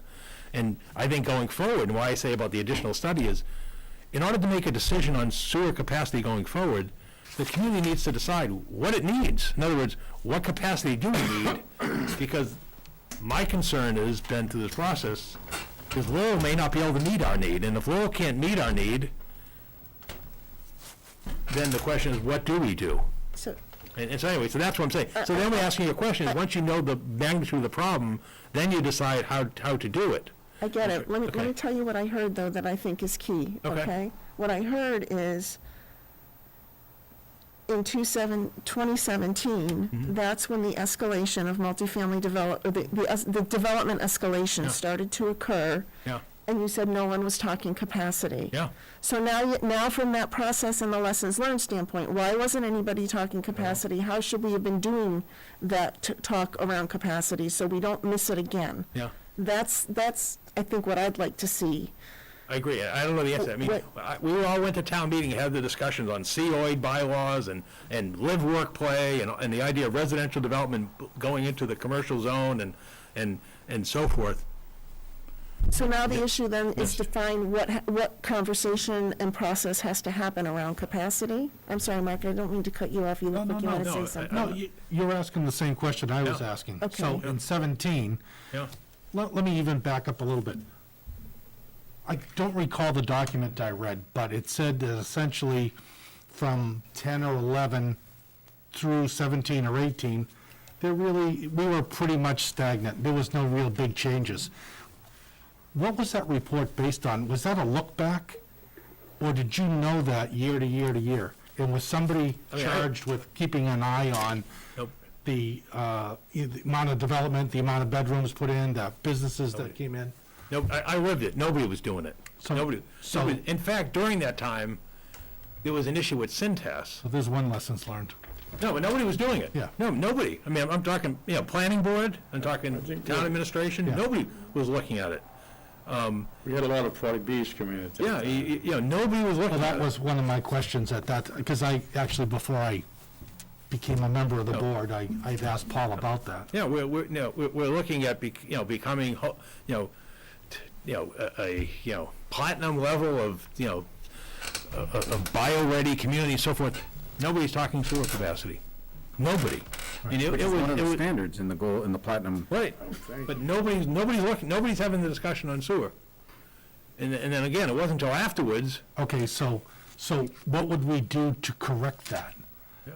So that so that, like me being, sitting on the ZBA at the time, Yeah. we get input in from each department, and I would have hoped in the perfect world that we would have seen input from the sewer that said, we're nearing capacity. Right. We need to consider making the applicant put in an on-site wastewater treatment. Something like that, Paul, is what I was thinking. And I'm sure the planning board probably And when feels you're the at same town way. meeting adopting bylaws, on density, which is what the overlays were, it was never discussed. No, now again, the same discussion, Right. the same All discussions aren't that- happening, the same discussions aren't happening with water either. But wait a second, because that clouds the issue, I Yeah. think, Yeah. okay? If somebody's watching from the departments and somebody was watching capacity because we know there's an issue, regardless of what happens with overlays, they're gonna keep an eye, and when things come onto their desk for their input into that plan, they're gonna count bedrooms, they're gonna look at the potential outflows from the models that they have, and they're either gonna say, hey, this is where it's putting us, or, we have an issue here, we may wanna require on-site, regardless. Nobody's doing it. No, that's what I'm saying. And I venture to say that nobody's doing it in the district, meaning, as I've said in earlier meetings, Drake's in a similar situation. We are, All right. Lowell's, we're not hearing any discussions in Lowell. I think the bottom line is, the plant's operating, what's it cost to run the plant, where are we getting rid of our sewage? The issue in Lowell has always been on combined sewer overflow. Right. Nobody's having a discussion. on Those are capacity. outcomes. Right. What we're more looking at No, is, but- what do we do differently internally? Yeah. So that we have better controls over that, so we don't get, so we have flags. We have people that are looking at things, so we have flags that would go off, so that there would be proper input into these boards that would be approving these kinds of permits to add this kind of capacity, or Yeah. other things such as utilities. I think Virginia brought that up. And that's what we're looking for, I think, is what fundamental changes, policy changes, et cetera, should we make in order to make sure that we have good oversight over these kinds of permits and these kinds of situations, so that those people can, get all the information on the boards that they need in order to make better decisions. Right, and that relies on data, and again, as I said in here, I think we're gonna get at least, I get monthly reports now on flows, and then I report to you at least quarterly, and certainly there's gotta be an annual report. Right. But then the bigger issue, though, is again, what's the target? In other words, and where we wanna be as a community. Right. But I think, that's the goal. another piece. But right now, it's data. We need to have regular Paul, reporting help of me flow. understand, why do we need data to say these are the steps we're going to take or the process we're going to implement? I mean, we can record. Let me finish Sure. my question, okay? Sure. if the issue is no one was talking capacity, no one was paying attention to it, there's still projects coming before the planning board and the zoning board of appeals. So I'm struggling with why do we need kind of this endpoint data in order to say right now, these are some process changes we're going to make so that we're ensuring that somebody's looking at it and that the right people and the right employees and the boards and the committees, you know, there's checkpoints in place now. Right. And maybe, you know, maybe that process becomes more informed when we get data, but I don't see data precluding us from looking at what should we be putting in place now. Well, right now, we have data reporting, and we have a moratorium that doesn't allow anybody to... But that's not where I'm going. No, but the point is, you say, what's the decision point? For example, if something comes before the planning board, Yeah. and a project has already been allocated sewer, they can't turn them down. That's what I'm saying in terms of, and under the moratorium, they also can't approve anything that's beyond the allocated capacity under the plan that was adopted, so... So what do we do as what are we doing now to get ready for what that process looks like when the moratorium lifts? Right now, all we can do is track our data flow and have the study done of what our capacity need is and what the alternatives are, because there's no decision point at this point. Under the moratorium, we can't pick winners and losers. We can only determine. I'm not asking you to pick, Paul. No, I'm just saying, asking what's there's nothing we can do other than monitor at this point. Under the moratorium, there is no decision point other than monitor data. What's the flow? What's our flow every month? Right, If it's a wet month, it's worse than if it's a dry month. But the questions that we're trying to get at is before the moratorium. Right. So in other words, if you looked back and we had a perfect world. If you had to do it over again. Exactly. Yeah, if you had to do it over again. What would we, so we knew, or we should have known first, that we were pretty much stagnant in outflows, but we were only, I don't know, let's just say 10% below the threshold that we could stand over the Duck Island, okay? So we know we're at 10%. So somebody's gonna be watching what's changing in business because of, what we have for vacancies or no vacancies, what we have for building. We know that single-family homes are very small, but we also know that larger development complexes, you start counting bedrooms, and there are models that will tell you what the outflows would be from that.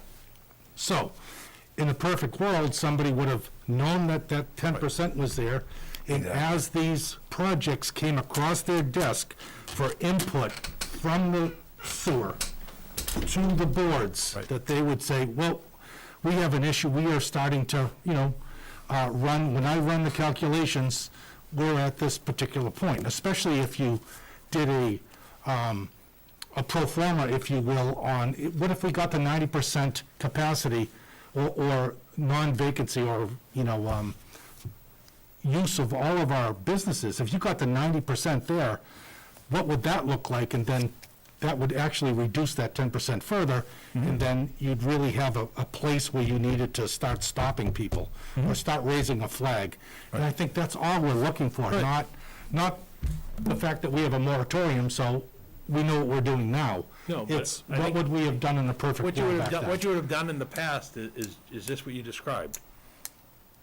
We knew what was allocated by right under the sewer construction plan. Therefore, before the adoption of any of the overlays that allowed for additional capacity, that would have been waived. You know what, you probably wouldn't have done those overlays if you had to do it over again, because those overlays brought you to the problem, because if you go down to a residence on Turnpike Road, for example, if it's counted as a single-family home as opposed to a 400-unit, apartment complex, that's the issue. Right Okay, there. well, if that is the issue, then. That's the issue. So, And then why, right. where was the input into the group that decided, the There was planning none. board that decided on the overlays? So, There was none. There was- what would we do now to preclude that kind of thing yeah. from happening if all of a sudden Two issues. double capacity and Two issues. One is your planning board would have asked, what are the impacts on capacity? And two, the other side is the sewer department would have said, hey, look, Yeah, well, that's. pay attention to, that's the two sides of the coin. So now, That's the issue. So now we start laying the groundwork for what that process should look like, because we're gonna come out of the moratorium at some point, and let's get ready. Right, but the whole point is, we're not coming out of the moratorium this fall. I mean, in the one-year explanation. But- But the whole But in the point, same way that we were, for instance, 40B, in getting to safe harbor, we had someone counting units as they came and went, and the process was in place for us to look and go, we're approaching safe harbor, we think we're there, oh, we're there, we did it. This is kind of the opposite. We didn't want to get to safe harbor Right, with the sewer exactly. system. Right. But why didn't we have the same sort of process going on with that, where, well, if we approve this, we're going to be at capacity in the next 6 months.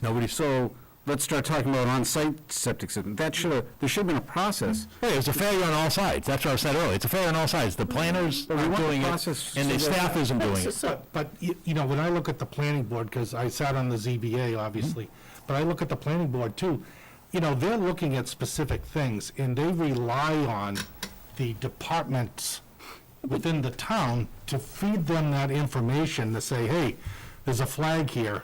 So I would look towards the town departments to give them that professional advice, because they're the ones that are monitoring what's going on, not the planning board. That's what I think. I don't know what you guys- But on the other hand, The department, it's their business. Yeah, well, that's what but I- also, the idea of a master plan, which the planning board owns, all those things are gonna get baked into it, and it didn't occur. And this is not a knock on anybody. Jim Lane did a fantastic process. He led that effort and I'm not throwing Jim under the bus, because Jim did a great job leading that. But you remember, that was a comprehensive input from the whole community. In all those sessions at the senior center, about everything from schools to, the school capacity to everything. Not once in any of that was issues of sewer ever discussed, sewer capacity. right. So I'm saying it's a failure on everybody's part, It because. is, but the master plan, even the current master plan update, isn't gonna get to the essence of what should the process be right now. Right. Right. No, but how do you have a It's not master, gonna but get how at do you those have a master, underlying- how do you have a master plan if you don't have a plan of capacity? Water or sewer? No, but that's not what she's That's saying. not what She's I'm- saying that's not if- what I'm talking There about. should be a process in the board, in the different departments in town, to feed up to the boards to make the decisions, or at least give warning that in the next 6 months or a year, you might run out of capacity, so you should be considering on-site septic or their own private well, or whatever. For each different utility, there should be some. And I'm saying it's not happening. I'm Right, not and aware that's of what the- we're I'm not asking- aware of those discussions on the water side, the sewer side. And that's where we want to put that. That's all we're talking That's all we're about. trying to Right, do. exactly. We're not trying to drive the bus either. Right. Okay? So we're not looking to run somebody over. We're just trying to figure out is, But the only place it did, Where- the only place it did happen was on the school side. So it's, yeah. so It became a question of, on the school side it happened, right? Every time you went to one of these discussions, and even what you're having now at West Campus, the big question comes out, what's this having impact on the schools? Sure. Nobody ever asked those questions on what's the impact on sewer and what's the impact on water. Paul, we get it. No, but my point is, We're not blaming it's a systemic anybody for not failure. asking the question. Yeah, no, yeah, right, exactly. We're just saying, okay, So ways to avoid it from happening Right, again. that's all. And I think now it's so far in everybody's front conscious, I don't see it ever happening again. When you get but burnt you're by still the, gonna, you you're get burnt still by the gonna, you're still stove. gonna have an you're still gonna have an internal department process, Yes. some kind of process. Mm-hmm. Right, that's probably gonna be different than what it was in 2017, or maybe different than what it was last year. Yes. So, But- what is that process gonna look like? Because we've learned from what happened in the last. Right, that's all. Not just sewer, all That's all, utilities. that's all. All utilities, right, it's water, sewer. That's the kind of the essence of We're the told by question that National comes Grid out not of to this worry about understanding. gas or electricity. But yeah, it has to be in terms of, and that's where I'm saying, going back to the big issue is, and this is, it comes circular, is in order for us to plan for, in this case, wastewater disposal, we got to know what the target is. In other words, and then once you have that target, then you measure against that target. So, for example, let's say we need 100,000 gallons of capacity, and that's what we plan for the sewer expansion. Then, as you said, as every project comes in, you measure that in terms of what's the impact on that 100,000 of capacity. Okay, Exactly. so you can lay that process out without knowing that the number is 100,000. That's all I think we're saying, is let's lay it Yeah, out. you What's the meant- process gonna be? Right, And because- maybe there's data that's needed to inform that Because process. these are elected and appointed boards. Right. But the people that really need to be on top of this are the experts, which are sewer, water, engineers here, Yeah. so that they're providing the proper input and they're aware of the limitations in the particular issues that might be involved in a utility, a sewer, a water, or whatever, to make sure that gets into these elected boards that are, or committees that are doing their best to put together a plan. Because if that was going on, somebody might have said, hey, we need to change the mandatory requirement to hook up the town sewer if we're gonna put this master plan out, because if all this happens, we can't enforce that. You know, just things like that. That's what we're trying to get at, is how do we fix this? Because boards appointed and elected, they come and go. But the people that are there, the town manager, the department heads, they're the experts, and they're the ones that are really, these boards are relying on to give them that information, too. It's a two-way street. And that's what that's all we're trying to get at, is how do we improve that? Yeah. That's In a all. world of uncertainty, because and I agree, that's what we have to do going forward. In a world of uncertainty, meaning nothing's static. You know, Right, but part of defining that is putting the parameters around Exactly. the uncertainty and Right. saying, okay, well, this is what we're gonna need and this is how we're gonna have to flex, Right. but here's a basic and all that was done, procedural. right, and all that was thing done up till now was a funding mechanism. Right. That was it. Right, and they- what's- and I don't see any evidence, all the materials I read about what the target should be. It was just like, here's the funding mechanism, and then we collect the monies, and then it was like, okay, now you have the monies, but the problem is we still don't have the plan. Right, but I agree, that's what we should do in terms of the lessons learned and. So how do we get at it? That's what we're, you know, should we get a group together to get at it? Should you spearhead that? And, you know, that's what we're trying to do, I think. Well, I don't want to say that because I wasn't here, but this is, I think, what this goal's trying to get at. Right. Well, it's nice having you here, Mark, because you lived it. You were on the ZBA and not getting this. Well, data. yeah, I kind of felt like, I felt bad about it, you know? I wish I had that information, like Beaver Brook is all I think is the last one. I wish we had that information, because maybe we could have pushed back, and even if there are 40B requirements that the state said, I'm sorry, you've got to be over before it's a problem, at least we're putting it up on the board, and we could Right. do something with it, you know? Yeah. That's all. And rather than just getting a sheet of paper that says, no issue. Right. No problem, you know, that type of thing. Maybe it's a work session, and if you want Yeah. one or two of us to participate, I'm I'd be happy to do to. that. I already talked to Gary and You know? Steve a little bit about it, and I think they're very open to, you know, suggestions, because again, we're just trying to improve, find ways to improve. That's all. Okay. All Does right, that make sense? Absolutely. I'm sorry to Sure. jump in it there. does to me. Moving on, just, next goal was the Well, plan. Paul, is that something that you want to do? Yeah, no, we definitely have to do this going forward, and bring this, you know, I think it's something that I think we have to have done clearly before, you know, over the summer. It has to be done before we get to approaching the renewal or extension of the moratorium. It has to be done. Just a thought, I would think that maybe a representative or two from the different boards that really utilize these kinds of information, and then some folks from the departments, that maybe if they Like, got something like, together. you may get someone from planning board and say, well, I'd also like to see Yeah. traffic capacity on, or whatever, I don't know. I mean, Or just yeah. different, Yeah, theoretically, yeah, We're trying to look at this generically. Yeah, you across could the make an board. analogy to traffic, it's true. Yeah, Yeah, I mean, that one's a little squishier, but you're right, it's the same thing. because there's always. Because you hear those same concerns, right? because otherwise, what happens is when you sit through these meetings, a resident stands up and says, oh my God, this is gonna happen, that's gonna happen, but they don't have any data to back it up and say, oh, you're off. I mean, you know, the data's there, but I think if it just gets fed to the boards properly, then they at least have, you know, more legs to sit on. They can make better informed decisions together. We can.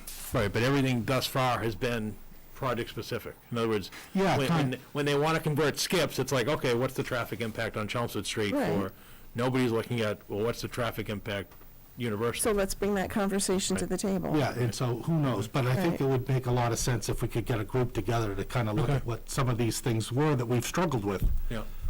And you thought this was going to be quick. Okay, all right, no, that was very helpful. Develop plan for the use of the Warren Pole Farm.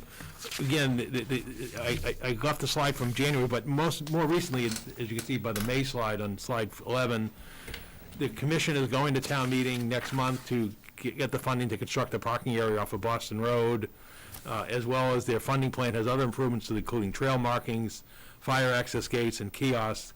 And they are finalizing a conservation restriction that will be presented back to this board for approval. And so, again, you know, it's, I think the hope is that by the 1-year anniversary of the acquisition of the property this summer, that, you know, the property will, you know, will be at a place where the public can utilize the property, you know, as envisioned in terms of public access and so forth. So, Does the CR have to be in place for the public to use it? no, Okay. no, not at all. Because it's going to be a while I for the think the CR, public, right? yeah, I mean, yeah, it's, my understanding is that the first draft of the CR has been issued, and I think the commission is trying to get feedback from the land trust at this point. So, yeah, but no, there's no reason, I mean, our other properties, whether it's, have been utilized prior to the implementation of the CR. And it was clearly the case in Sunny Meadow Farm and others that the CR came after the public was using the property. I think the big thing, and I just read the update from Carl and Dave McLaughlin, Carl Bischoff and Dave McLaughlin, is they really want to get the parking area in before they really promote it to use by the public. And I think that shouldn't take too much longer after town meeting. All right. So that's what's going on there. In terms of the financial status of the town, again, Darlene was here back at your May 3rd meeting with a financial update. She is, I think, will be at our meeting on June 7th, because we'll be finalizing the efforts of what we, going into town meeting in terms of Article 2 on the annual town meeting warrant, which there was no recommendation at the time. But anyway, she's staying on top of it, and as you can see, sort of a longer-term issue is the American Rescue Plan Act monies, you know, that will be clarified. And there, I think you're going to have this similar, very large discussion in terms of, you know, how does the town effectively utilize these monies going forward. But clearly, I think, as Darlene articulated, and I just saw at the end of last week the revenue report for April, you know, we're certainly going to finish the year in the black. And obviously a big consideration of this is, you know, is the extraordinary recovery that we're seeing already, you know, and the lifting of the mandates at the end of this week, which were certainly not foreseen when the budget was developed. And in fact, the state encouraged communities to be conservative. So anyway, the financial status will continue. The budget recommendation that you know, that's passed. I mean, that you know, there's no need to, I don't think, to spend any more time on that. The traffic safety updates, again, we just saw one this evening, and the action items that are going on there. The fire station report, again, nothing to note there in terms of the, you know, construction is underway, and then I think when that construction is completed, it gives the ability to envision what a modular type of station is and how it works out, and then the community can then decide, does this model work, and do we want to replicate it, and if so, where? And so again, we'll see that in the few months ahead, and then there'll be that difficult decision about how many stations. The website information, I believe, maintains to be current, and we still haven't found that product that can perform these functions in terms of a better than having us to go in and sort of provide, you know, this mailing address, email address, telephone numbers in a, you know, format that we have right now, which is a list format. The consider restarting local events. You know, you had Regina here this evening talking about the event that's going to be videotaped tomorrow. It's my understanding in speaking with her that even though the moratorium is lifted on the 29th, which is 2 days before Memorial Day, in the discussions that I had with her last week when the new guidelines came out, she informed me that she had spoken to the commanders at the Legion and the VFW that they, you know, wanted to continue with the pre-planned ceremony as opposed to trying to assemble a parade. So that's why that's not occurring. And then what I can tell you on the parade committee is, I know there's been a lot of chatter out there, and I've, you know, trying to keep you up to date. We are reaching out to those who would participate in the parade to see if there is enough interest and availability to put on a parade. Now, it won't be the traditional 2-hour parade that we would normally see on 4th of July, but there seems to be an interest in the community of having a parade. And so in your meeting here in 2 weeks, we will have an announcement for you in the community, one way or the other. The parade committee is going to meet a week from this Wednesday on the 2nd. Based upon, they gave a deadline of June 1st to their contact list to say, are you in, are you out? We've given heads up to the police department, to telemedia, to, the high school, is it possible to, for example, can telemedia provide some filming? Can the police department get the necessary permits from the state to close the off-ramp? Can the high school assemble a band? Because the 4th is on a Sunday this year, it's Monday the 5th, would be the parade. So again, we'll have that. And you may have also seen the same discussions or disappointment happen with the road race. I mean, the same thing. People saying, well, why can't we have the road race now? That's out of our control. But I think it's the same thing, is that people, I think they're looking for a return to normal and are looking to see what's possible. So we're, as the parade committee, we're going to see what may be possible, and we'll let you know. But I'm hopeful, and I know it follows the board's goal about consider restarting local events. So we're hopeful that we can provide something for the community on what would be Monday, July 5th at 10 a.m.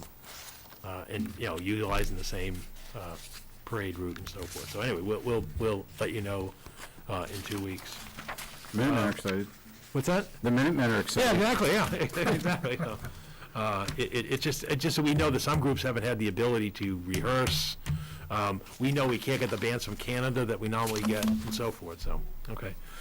Implementing the vision and values committee. This board's aware of it, but the updated slide that you adopted a policy for vision and values acknowledgement and review at your March 29th meeting.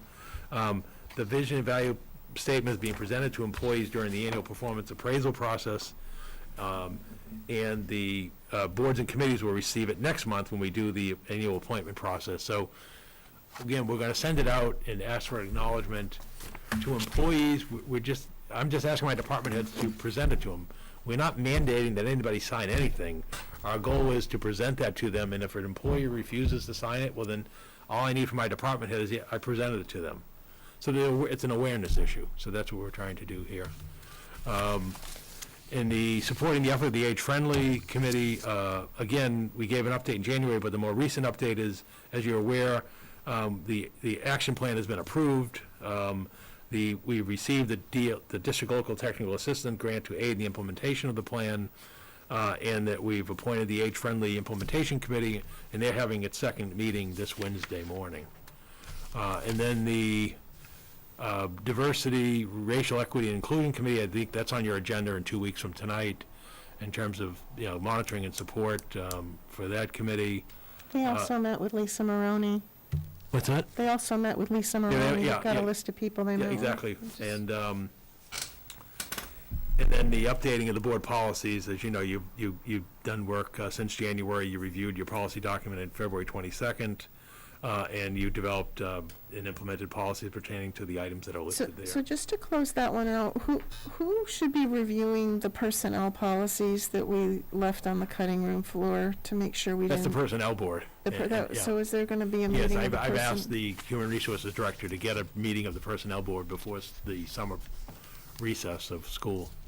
And then, Pat, the other policies will tackle the next fiscal year, the licensing ones? Yeah, probably, yeah. Okay. Thanks, Paul. Okay, so that's all I have under my report this evening. Thank you. And I do have appointments. There's 5 appointments listed. I'll be real quick. We have a vacancy on the Board of Appeals, and so in keeping with the practice and custom, I'm seeking your appointment to promote an associate member. In this case, Jamie Altman Brown was the only associate member who submitted an application to become a full member. So basically, I would seek your appointment to appoint her for a full member for a 3-year term expiring 6/30/2024. And then for the associate member that would be created by Jamie's appointment, Glenn Diggs submitted an application to serve on the Board of Appeals when we posted the 3-year vacancy. So by thought would be to bring him in as the custom as an associate member for the one-year term ending June 30th, 2022. And then we have Commission on Disabilities, Maurice Lagarde, for a 3-year term ending June 30th, 2023. Dog Park Advisory Committee, Barbara Riley, for a 1-year term ending June 30th, 2022. And then Roberts Field Advisory Committee, Evander von Zippolo Hall, for a 1-year term ending June 30th, 2022.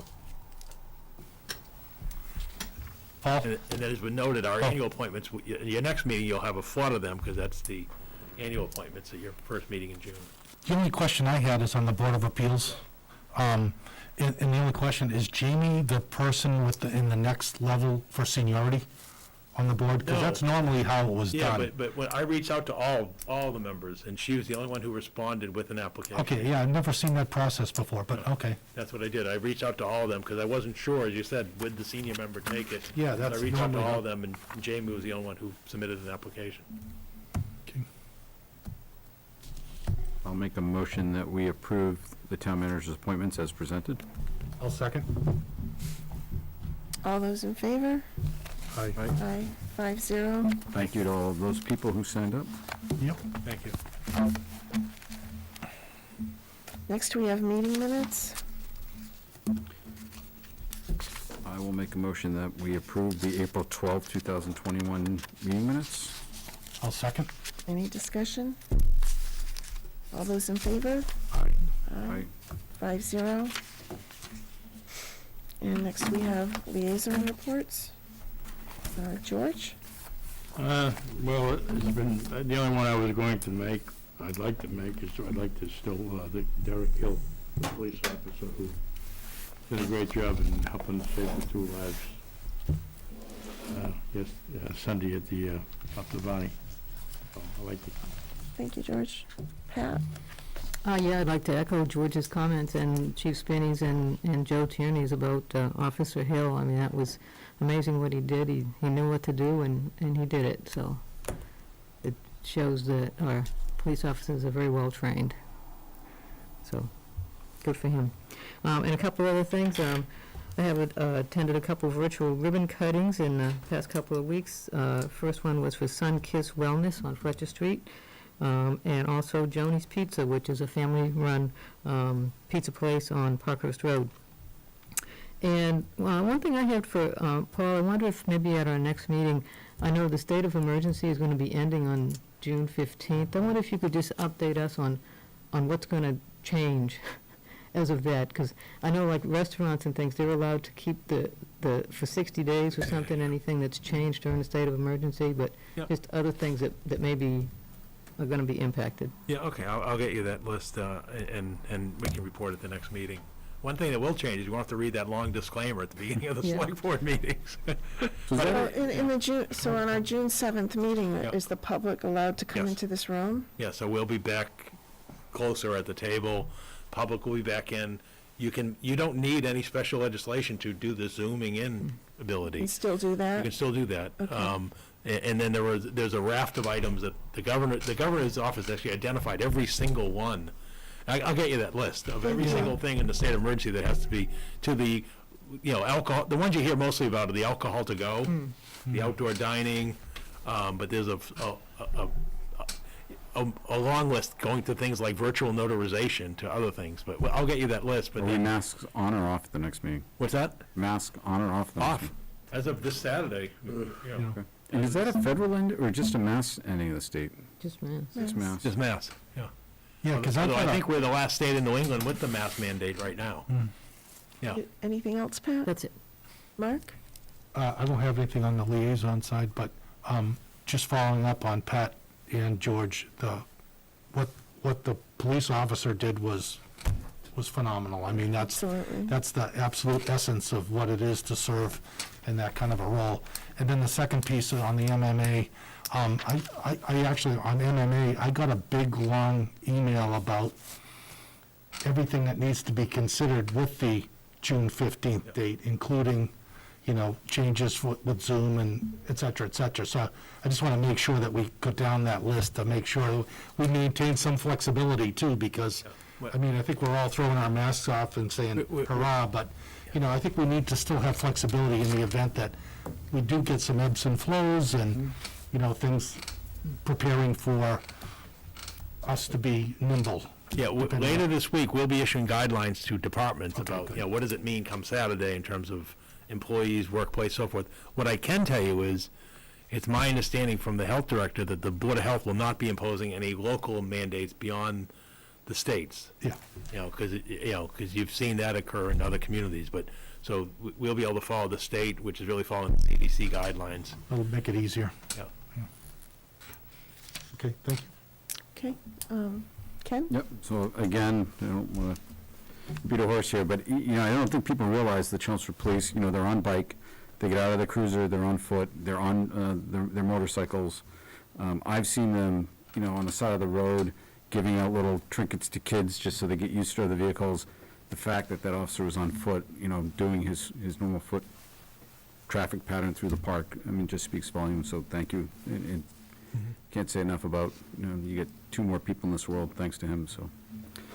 And the other, you know, some kudos out to the Commissions on Disabilities. You know, I think one of those meetings, and Paul and Ann Smith have really been trying since Len stepped out, you know, to keep that afloat. And, you know, they had Joanne Stanway involved, and, you know, there was some doubt there whether that committee was even going to continue. And then out of nowhere, I mean, just their activity, both Paul and Joanne, I mean, they brought in Elaine McDonald. She's fantastic. They brought in Katrina Smith. She's been great.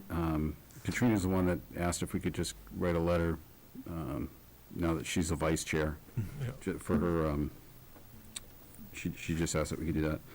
And then, you know, to add the third person here that we just approved, Maurice Lagarde, you know, that really filled that committee up quite well.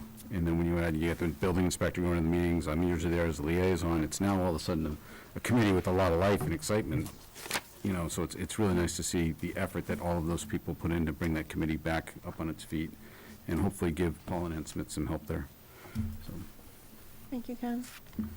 I just had a couple things from the age-friendly community. The Chelmsford Senior Center is opening its doors to the public as of June 1st. And they're going to coordinate previous activities on a rolling basis as space is available, and they just like to welcome back their community back to the center. From the Conservation Commission, just a couple things in terms of Warren Poll, the conservation restrictions and negotiation, as Paul mentioned. They're also doing some surveying, and they've got a natural resource inventory underway. And then I know the census has been front of mind for some folks, and I just wanted to convey to the board, I had a liaison discussion, and I talked to Paul about this with Tom Golden, about the process for state representatives, and he's part of the Special Joint Committee on Redistricting. They have a website at masslegislature.gov/redistricting. There's some good information there. There's even like a tool you can play with about postulating different districts. But they're planning to hold a series of public hearings across the districts, and we don't know when ours is yet. I also invited Tom, if he or the House co-chair would like to come maybe talk to this board about the process and how the stakeholders can engage in that. And he said he would be willing to do that, but we don't have a date yet. So, but I would encourage you maybe to go look at the website, and anybody who's interested. Do they have a deadline as to when they have to redistrict it by? It's supposed to be a year before the elections, beginning of November is Yeah, the deadline. that's what I'm saying. We're not going to get actual census data until the end of September. And in fact, at your And next... you have Trish coming in Yeah, to in talk 2 about. weeks from tonight, Trish will be in about a discussion on re-precincting, which is the local aspect that falls into redistricting. And she will have some maps and illustrations, you know, showing the estimated town population increase and then what it means in terms of re-precincting. Can we go over to 35,000? Yes. So yeah, I thought I read that, so. Yeah. It'll be on the next That agenda. makes us entitled to have our own. No, you have your own rep, you need 43,250. 43? I thought it was, I always thought. It used to be, but the problem is the state's population keeps growing. Yeah. And so now it's 43,250 is a state rep district. But the preliminary numbers, I believe it's 35,488 is Chelmsford preliminary population number, which is up almost 5% from the 2010 census. So Tricia will be in here showing what that means. A spoiler alert means that, obviously every 10 years, every town meeting rep has to run. But what the Secretary of State's office has told us as a spoiler alert is we can no longer only have 9 precincts because you have to have no more than 4,000 in a precinct, which sounds, 9 times 4 is 36. But you have to have the precinct so that there's no more than a 5% variance. And their conclusion is we can no longer do it with 9 precincts.